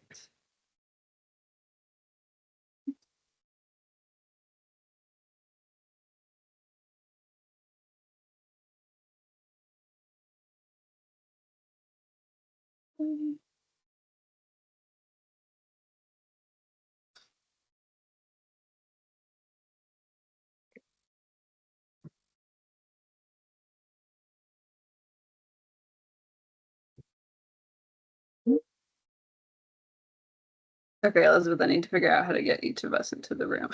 Is it because we're the facilitators? I think so, yeah. And I checked the controls, like I went back and looked and all Yeah. participants had access to share, so I couldn't really do anything for Curtis, but Okay. Yeah, I only made 3 rooms because otherwise there was going to be a room with like 2 people and that seemed a little weird. So, do you want to stop the recording? Should we stop the oh recording? yeah. I think it's just recording us right now. Yeah, which is fine. Maybe we just leave it on. I don't know if it's easy to rejoin, and they have to go back to the main link that. Okay. See, we're being asked to practice inclusion right now. Where did those folks go? Well, just for time's sake, Lily, then Abby, do you want to say what you were in the midst of saying, complete that thought, and then we'll get into more about what's coming up in those different groups? Sure, yeah. I was just sort of starting to speak to like why not like keep the status quo, and actually just like say I appreciate Alex's honesty of sort of in the symposium being like, you know, why are we having like these conversations, and understanding that, you know, all of the isms that we talk about, the structural and systemic inequalities, like exist in the fabric of so many things that even if you're not in necessarily a dedicated space talking about equality and belonging and inclusion, that the impacts of those things not being present still like exist there. And, you know, just thinking about my role and from a very technical place, and I think even just my background of working in food access for the last like 10 years, being in the know and having access to information is like such a key point to being able to, you know, benefit from programs like Working Lands, and sort of who do you know that has access to that information, and like what systems are you already a part of where you would know about a grant funding opportunity or how to access grant funds from the Agency of Agriculture. But so many of those systems and pathways for communication exist within systems that might possibly only benefit certain groups of people who have the privilege and power, you know, time, labor, all of those things to access that information. So I think, you know, the why not keep the status quo, I think just from a very basic place of like, who just doesn't know about us, who doesn't have those, you know, privileged pathways to get access to Working Lands, I think is like a really important thing to dissect. And then to take that further, looking at like, okay, then once they get there, once they get to the door, how accessible is it? And I think digging into that accessibility for me feels like a really important praxis for sort of dismantling these systems of inequity, and looking at like, yeah, what it takes for people to be able to do, you know, grant writing and grant applications in a way that isn't detracting from like the important work that they do in the state as farmers, food businesses, forestry businesses. Yeah. Thanks, Lily. Abby, I'll just yeah. up Lily's. I don't have to add a thing. Okay. So what Lily said. Awesome. Erica, you want to summarize anything else that came up in your group? Well, we had Lily in our group, so she was kind of cut off there. So I'm glad you were able to finish your thoughts. Yeah, and Tyler was in our group. I don't know, Tyler, if there's anything you wanted to share. You were kind of explaining some of the early, you were on the board when some of this was developed. So some of that early why, I thought that was, I'm happy to paraphrase, but also if you wanted to share a little bit. Sure. Yeah, I can quick recap. I think for me, my sense was really, it was a good desire not to just kind of address this by making a few adjustments to our standard operating procedures, and really to actually take the time and explore like what are the underpinnings here, what's preventing us from meeting our larger goals that we have. Actually, let's articulate our larger goals really clearly for ourselves, and like let's make an investment of time and capacity to really figuring out the best way to advance this. So kind of a slow and deliberate conversation that I remember over a period of many months or maybe a year, that led to now a deliberative process that we're going through. Thanks, Tyler. Anything else from that group you want to share for those who are not there?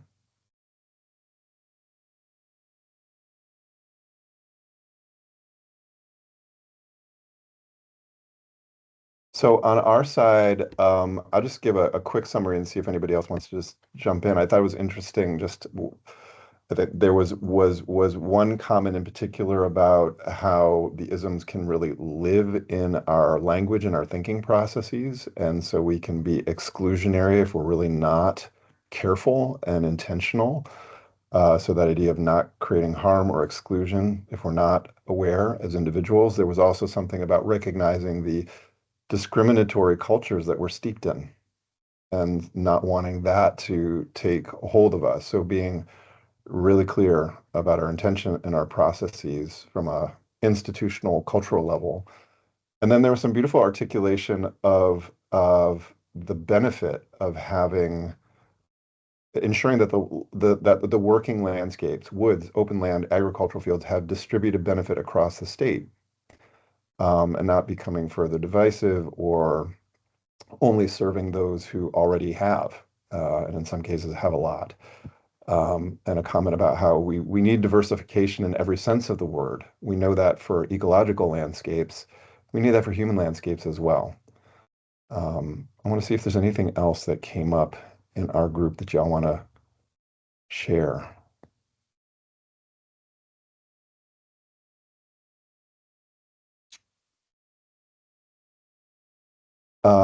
Okay, so here's something else I want to just put in here, and it speaks to the pre-read you were asked to do, that comes out of All In from Policy Link, which is.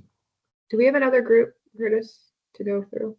Oh, did we have another group? I was looking for the notes and only saw the. No, they were, Aisha's group was above. I'm sorry. I'm sorry. Thank you. No problem. Yeah, So, happy to. sorry. Yeah, go ahead. No worries. Happy to give a quick summary of some of the items that came up, and then again pass it to the group members if there's anything that anyone wants to share.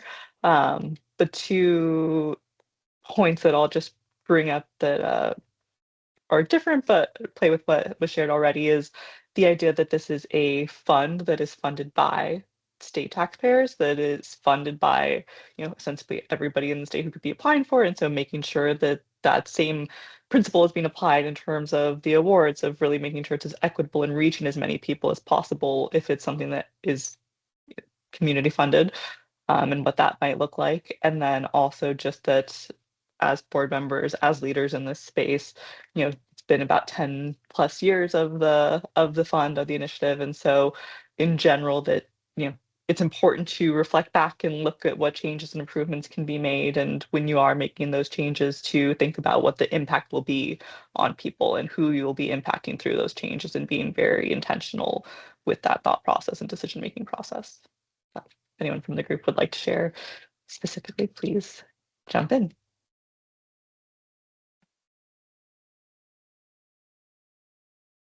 Anyone else from that group?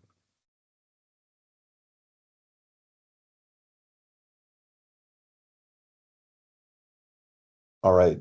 So I'm just going to share something out loud and in the chat that comes out of a lot of Policy Links work. And if you haven't had a chance to check them out, they're doing some very, very interesting work, and they have done for a number of years, really looking at the hardcore economics of equity and inclusion. And so some of the points that they make that I'm summarizing here in the chat are that we have to understand that exclusion is costly, short-term and long-term, right? So when you look at the changing face of America in terms of, what is most visible, perhaps in terms of race and ethnicity, if we continue to engage in what historically has played out in terms of exclusion of people of color, then we're talking about just in terms of hardcore numbers, excluding the majority of the American workforce. And so what does that actually do for us in terms of having a vibrant economy? Diversity, equity, and inclusion, yes, they're key for ecological resilience. They're absolutely key for social, cultural resilience. And there have been studies of metropolitan areas that have engaged more in inclusive and equitable processes and have achieved those outcomes, and they're always equated with stronger economies. And DEI is at the end of the day, yes, it's about individuals. We don't want individuals to feel excluded, but it's also about creating these better systems that can unlock greater abundance. That in many ways, scarcity is manufactured by the current economic system, which clearly accrues benefit to fewer and fewer people at the expense of everybody else. And when you see things like basic income experiments that have been done in places like Stockton, California, during the pandemic, this idea of giving away free money, oh, won't people just waste that? Well, you know what? People actually spent it for things that were important for their families, and it did contribute to a boost in the local economy. And microlending has been a phenomenon in places like Bangladesh for years. If you know the Grameen Bank and other experiments like that idea of getting resources to those people that typically do not have access benefits those individuals. It also benefits the bigger systems. So just throwing that out there, anything else you might have gleaned from the readings, given you are here as the Working Landscapes Enterprise Board, anything else you want to add to the argument? If you're out there talking to people who would question, why are you doing DEI work? That's not it's like when we did this with Food Solutions New England, people would say, why are you talking about the isms? You're here to talk about food. What else would you say to people, policymakers, business owners, everyday Vermonters? Donna? So I guess the real question is, should we be concerned about trying to do this work with our current administration? I mean, it sounds to me like they come down pretty hard on anyone who tries to include DEI work. I mean, should we go off and hide for 3 years and then come back and maybe do our work? I don't know. I mean, it's definitely a concern. You have to watch what you say, especially in the Northeast Kingdom. Great question, Donna. Put it out there. Who has any thoughts, responses? There's some places where this can feel dangerous, where people receive threats.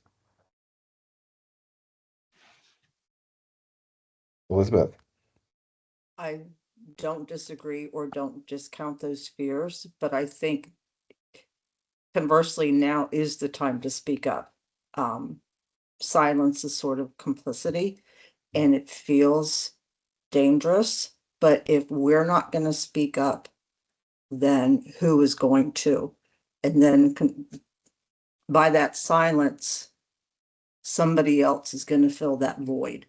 And that void is going to be the continued pushback on DEI initiatives. And if we're uncomfortable using DEI, there are certainly ways to walk that line, getting the same results, just maybe using different language.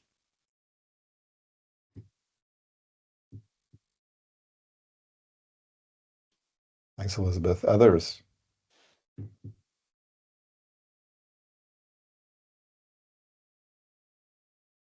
Liz? This is responding to your question, Curtis, not to Donna's point. So I don't know if anyone wants to stay on the risk piece of this. Well, go ahead. We can keep a couple threads going here. Okay. One thing that I think about a lot, and I'm not 100% sure how to apply it to our work, but I'm sure there's applications and I'm sure other people can help me think about this, is like the accumulation of benefit to a smaller and smaller group of people. And I think about in the work that the Vermont Housing and Conservation Board does with people experiencing homelessness. Like there's so many people who are on the edge. Like we all know that there's people, that the majority of people in America are like a couple $100s away from a serious financial crisis. And that could be homelessness. And this is just like the majority of us. And once that happens to someone, then the accumulation of lack of benefits and how like they keep compounding and compounding and compounding, and like access to resources enables more access to resources, and lack of access to resources enables more lack of access to resources. And just thinking that like anybody who is in control of managing public money has an opportunity to look at that closely and think about what our role is, because I'm guessing that most of us don't want to live in a place where that keeps happening more and more and more and more and more and more. So that feels like an important why to me personally, that I'm definitely in the midst of grappling with, like, how does that look in working in agriculture and working lands? Thanks, Liz. Yeah, it feels very related to actually those questions. Anything else coming up for people, comment or a question, you know, that you want to hold as we continue to go forward with this work? I have an exploratory question for, I think Claire and Elizabeth might be best suited to respond to this, but how much pushback, I apologize, farm dogs are both in this office with me and they say hello, but how much pushback have we had from a public components, if any, as we push and lean further into DI? None. And I would say, I mean, I don't know if Abby wants to speak to this or Trevor, but like from an agency perspective, and I think, you know, even from like a state government perspective, there hasn't been a rolling back of DEI initiatives that I'm aware of. You know, like our agency's ideas group that's moving forward, you know, really thinking through how to advance equity on an agency scale is still, you know, up and running and meeting regularly. Like there hasn't been any messaging to us that what's happening at a, you know, federal, national level, you know, should be impacting, you know, our decisions around advancing equity, inclusion, diversity, and belonging. So I guess that's I think it's important to like very specifically address your concern, Donna, with, yeah, there have been no requests to not proceed with, you know, these initiatives. Yeah, I would agree with that. I think the values and the goals are shared across the agency. I think the places where we've gotten some resistance is in the kind of like risk management realm. So when we've tried to implement some things, like we added a demographic survey to our grant application. It's an optional survey, but we had long talks with the agency legal counsel of like how to do that in a way that didn't expose the agency to potential lawsuits or risks. So that's often like where the rubber has met the road of like, we want to do this, there's support for it in theory and practice, but then when it comes down to like, how do you implement that in a way that is, that's legal and it's not exposing the agency or the state to certain risks. We've had a lot of conversations in that space. Susie, then Abby. One thing I heard, Donna, in your comment that is a little different than sort of the sanction of the state or the government is actually sort of feedback from constituents, maybe. There's just a little bit of how we talk about this. And so maybe just as we think about this, and I think this is what we're doing now and how we talk about the why, thinking about the messaging that feels important to people we work with or know or will be asking about seems like a different question, like not do we do it or not, but also how are we talking about it at a very polarized time that can really speak to a message and a why that resonates with most people. And I think we're getting there, which is encouraging about how we talk about that and not sort of feed into maybe some negative assumptions around why would we be doing that. Thanks, Susie. Abby. The only little bits that I wanted to add and offer from the Agency of Agriculture and sort of like state government perspective is we have been given really clear instruction not to make changes to our language or materials on our website from the standpoint of them being public records. So like in certain circumstances, organizations have felt the need to go and sort of like remove certain terminology or actually been asked to make those changes by funders, et cetera. And so we have been actually clearly instructed to not make those changes, that as things are posted on our website or in RFPs or in press releases, that those become kind of like official public record and we won't go back and change them.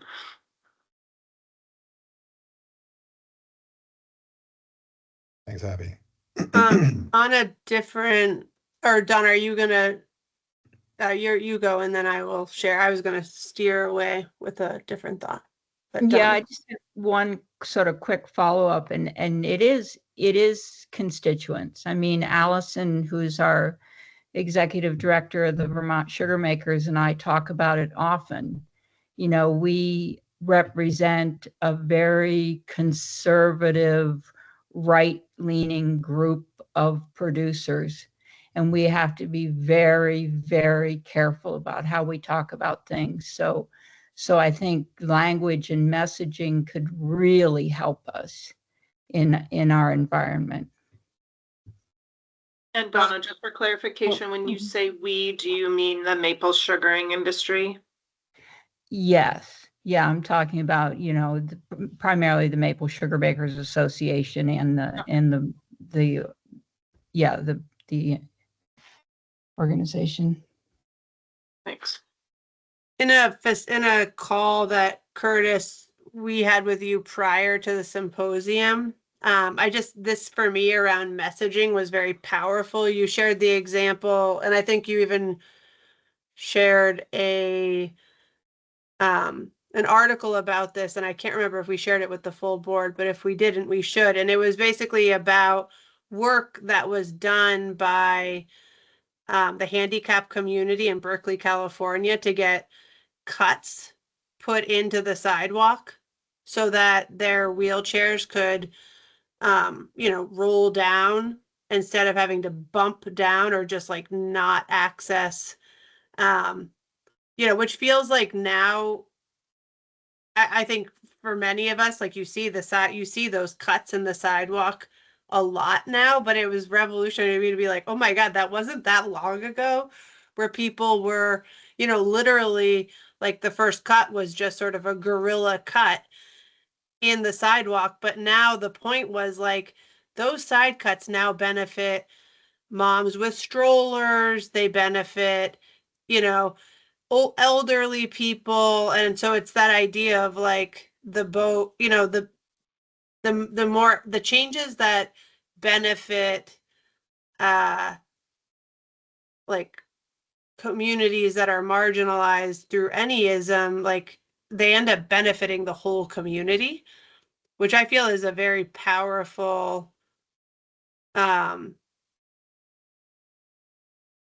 message for, like speaking, Donna, to your group, like, yeah, maybe these changes, like maybe those street cuts, they weren't like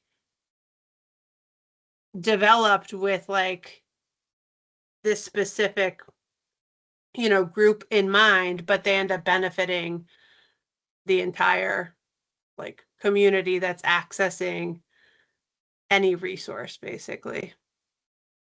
I thought that, I mean, for me, that's a very powerful example and message around like how equity work actually ends up being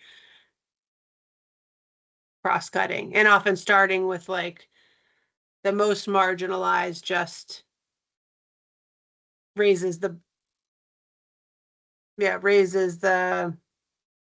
boat for all, including those who are not historically marginalized.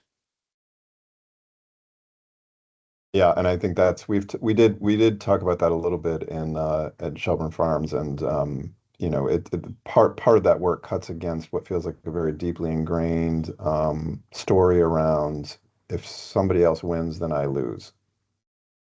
It's the zero-sum game, and that's pretty prevalent in the American psyche, and it's something that has to be pushed back against. The good news is, and I can send another article on messaging that comes out of Opportunity Agenda, that even when it comes to things like race and racism, which can be feel like pretty contentious, that there's a formula that tends to work really well when you speak to the values that are most commonly held by most people. And two of those are fairness and hard work. Doesn't matter your political standing. Those continue to hold really true, specifically the word fairness and hard work. And so narratives that lift up, you know, this idea we believe in a fair, you know, a fair opportunity, and you can tell a story where people are working hard and despite their hard efforts, they're denied. And there's an interesting case study out of North Carolina that Rafi captured actually about a group of really conservative white pig farmers who came to the aid of black pig farmers who were being mistreated by state government. And it challenges a lot of the assumptions about what is possible. But how that played out was this kind of narrative that we see these people working hard and they're being treated unwell, and we actually see them as brethren, as fellow pig farmers. So there's some interesting stuff that y'all might tap into there. I'm wondering if we couldn't go back into small groups just for 10 more minutes. And maybe using Donna, your question to kick off this discussion, lifting up those same questions of why do we move this work forward? Why not keep the status quo? And any additional thoughts maybe now about how to talk about this, how to talk about it, the why, and the how to talk about it. So 10 minutes for that and the small groups. Claire, if you're able to make that happen. Yeah, yeah, and these are going to be different rooms. Yep.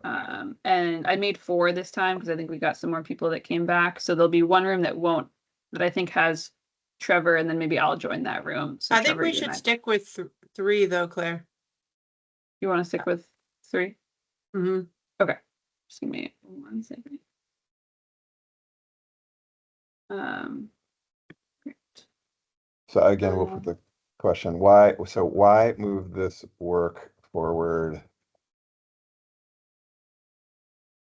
You know, why not, maybe to use your language, Donna, why not hunker down? And maybe how to talk about this. Right.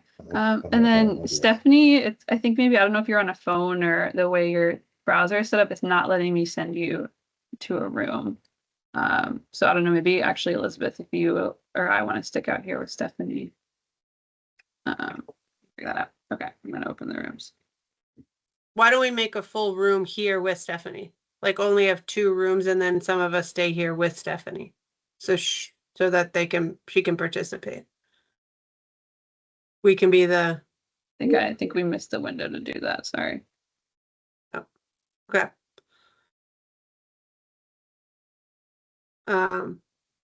Stephanie, are you driving or do you want to do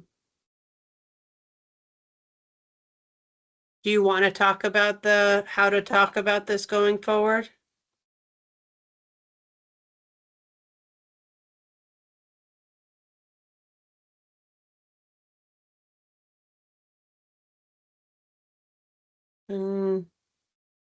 Okay, I think maybe Stephanie told me she was having connection issues, so I think we should probably just join.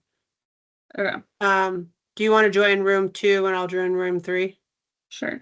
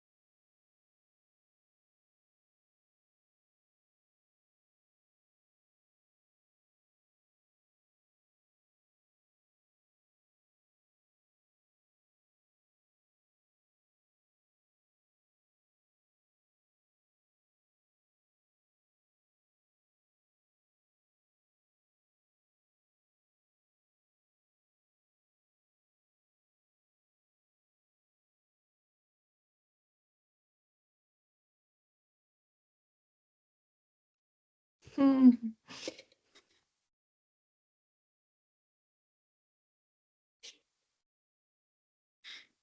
My God, not everybody made it again. Oh my Lord. Oh man, this is like, All right. okay, people are jumping back in. Kudos Okay. to Claire for navigating teams. Just No, a I'm big sorry. This has never thank happened you. to me before. I don't Absolutely. know what. I wonder if it's, yeah, I'll try to understand what's going on because I've not experienced this, but Yeah, they're People all are coming in more wise to quickly. the Exactly. issue though and are jumping. Exactly. Are people clicking leave when you get the like 30 seconds up? Oh, maybe that's it. No. Because No, on that's not it. Zoom, it's like you get you have 10 seconds, but you can click something that's likely, I didn't but click is different. anything. I didn't click Okay. anything and it just kind of kicks you out. And then so you can't rejoin that link. So you just have to go back to the main. Yeah, it's interesting. All Well, right. I think I don't know if yeah. we're, yeah, I don't know if we're all here yet. We wanted to take just a few minutes to debrief this. We're not going to seal the deal today, but we will definitely pull out some of the themes and there's been some, I think, requests for further conversation and resources just based on the small group I was just in. It feels like it would be good work for this group to continue with. But let's do a round here. Aisha, you're with us. You were in another group this time. Yeah. You want And to share?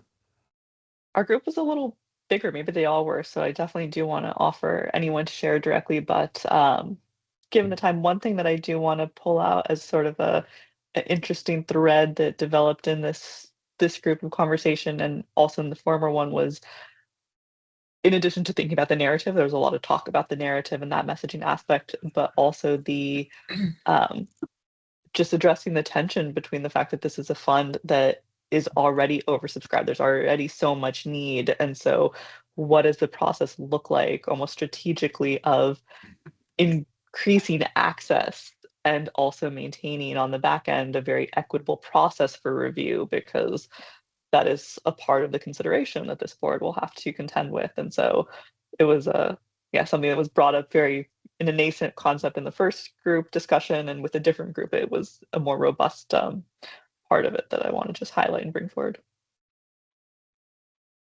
Thanks, Aisha. Anyone else from that group? So hearing there was more talk about the narrative and the tension around the fund already being oversubscribed and thinking about equity and inclusion in that context. Anything?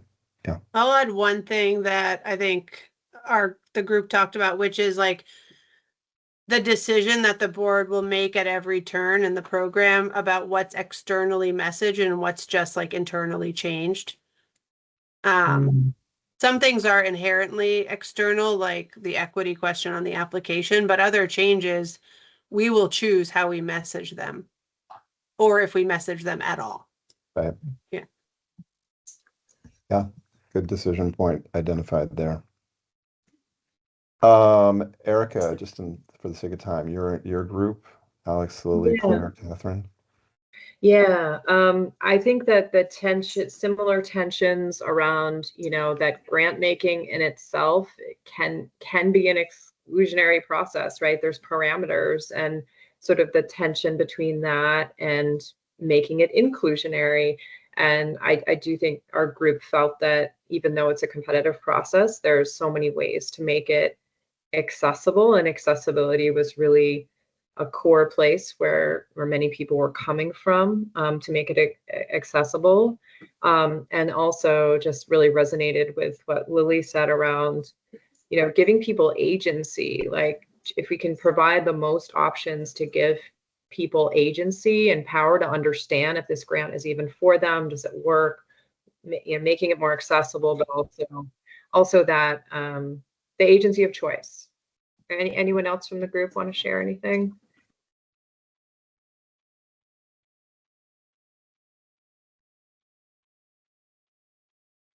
All right. I will just jump in, say sort of high level. Oh, Abby, were you wanting to come in? No. Okay.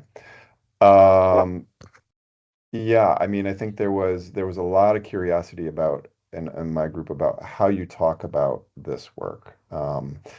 and then bringing particular locations in the state where any idea of DEI may be, met with some rancor, for lack of a better word. And this recognition, it doesn't feel like DEI should be polarizing. It doesn't feel like, in some sense, that it should be, but it is. And there was some conversation about how can we just sort of fold this into like, this is just what we do. This is just good business practice. This is just good financial practice. This is just good economic practice, and wondering what resources are out there to support that. I did reference Policy Link, and I'll send some additional resources and do some more outreach to people I know following this meeting to see what else I can feed forward. And then some good questions about what are the levers we actually have to pull here. There may be some things that legally it feels like we can't pull, but we're not totally hamstrung. There are definitely things procedurally we can change. Questions about categorization of needs, different language that could be used, that could become proxies, but does that detract from actually the mission of what we're trying to do here? So just really, I thought it was a really good conversation. Anybody else from that group? Tyler, Trevor, Abby, Liz, want to say something?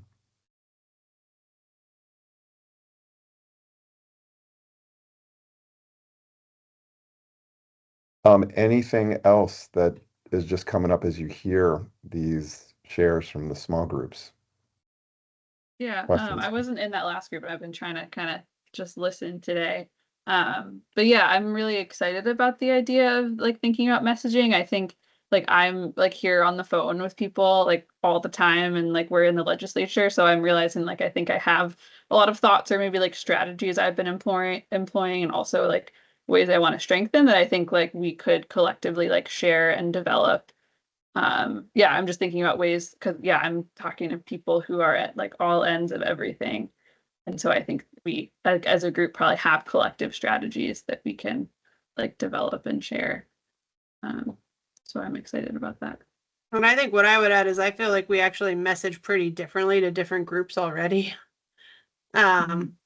Which is probably also a part of a strategy. Yeah, and then I was just like, I think like politically, like I know we don't want to like get into political conversations, but like my feeling is that like politically this program has very broad appeal. And I think part of that is how we've messaged it. And I think we can continue to sort of refine that messaging as we like advance this work to think about broader accessibility and inclusion. Yeah. So Curtis, maybe we could share, and Elizabeth, we can maybe share just some next steps before we close out the meeting today. Yeah. Are you ready for that? Okay. Yeah. Yep. Do you want me to go through that, Curtis? Yeah, go Can ahead. I say one thing about the messaging piece though? I guess I do just want to name, well, never mind, actually. Let's go into the next steps. Yeah. Well, I mean, I was going to say that, well, this wasn't necessarily part of our scope of work, but In Common Group is a strategic communications, one of our core services, strategic communications, and Aisha is a strategic communications expert and understands messaging and audiences like better than just about anybody I know. It's an honor to work with her. And so that is something we should think about. Like if, we can support the board with some messaging and thinking through the audiences and just being really thoughtful in how we do it. So I just want to quickly go through our next steps as part of this process together. Right now, we've been doing, our team, Curtis, Aisha, and I have been doing a big materials review. And we've already been giving some feedback on grant applications and just really looking through like a decade, 15 years or however long time of materials over the years. We've given an internal audit questionnaire to agency staff, and thank you. I know that was a lot of questions, but those are a lot of the questions that we weren't able to find from the materials review, questions about outreach and processes.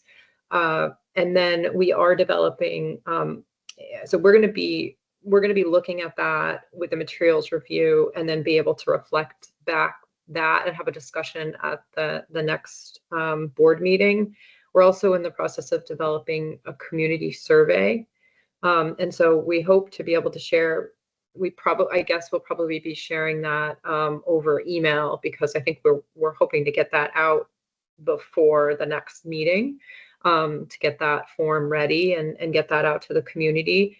And then we'll be able to look at that information, I guess probably at the November meeting. And then the idea is by the end of the year, developing the suite of short-term recommendations that we can really think about implementing next year.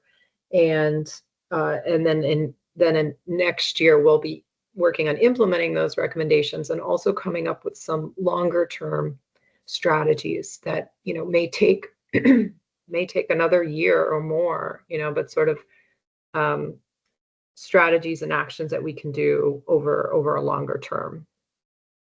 Am I missing anything?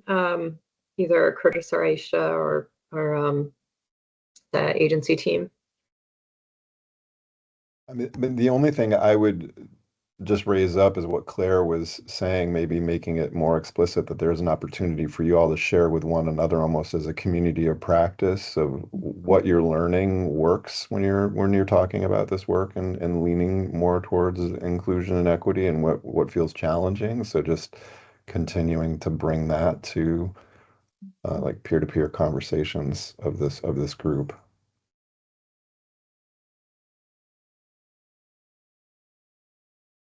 Does anybody have any questions about the process moving forward, or thoughts, ideas?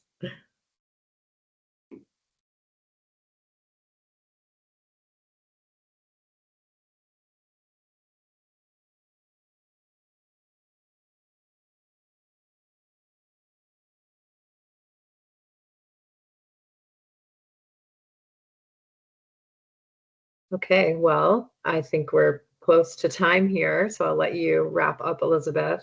Thank you all so much for your engagement. This is such a terrific group. It's always a pleasure to be with you.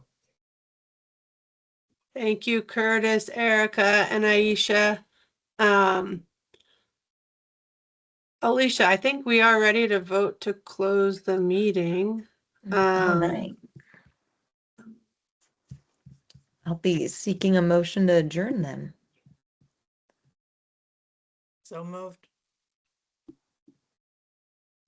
I'll second it. Great. Meeting Thank adjourned you. at 11:58. Thank you all. Thanks all. Thank you, everyone. Thank you. Have a good one.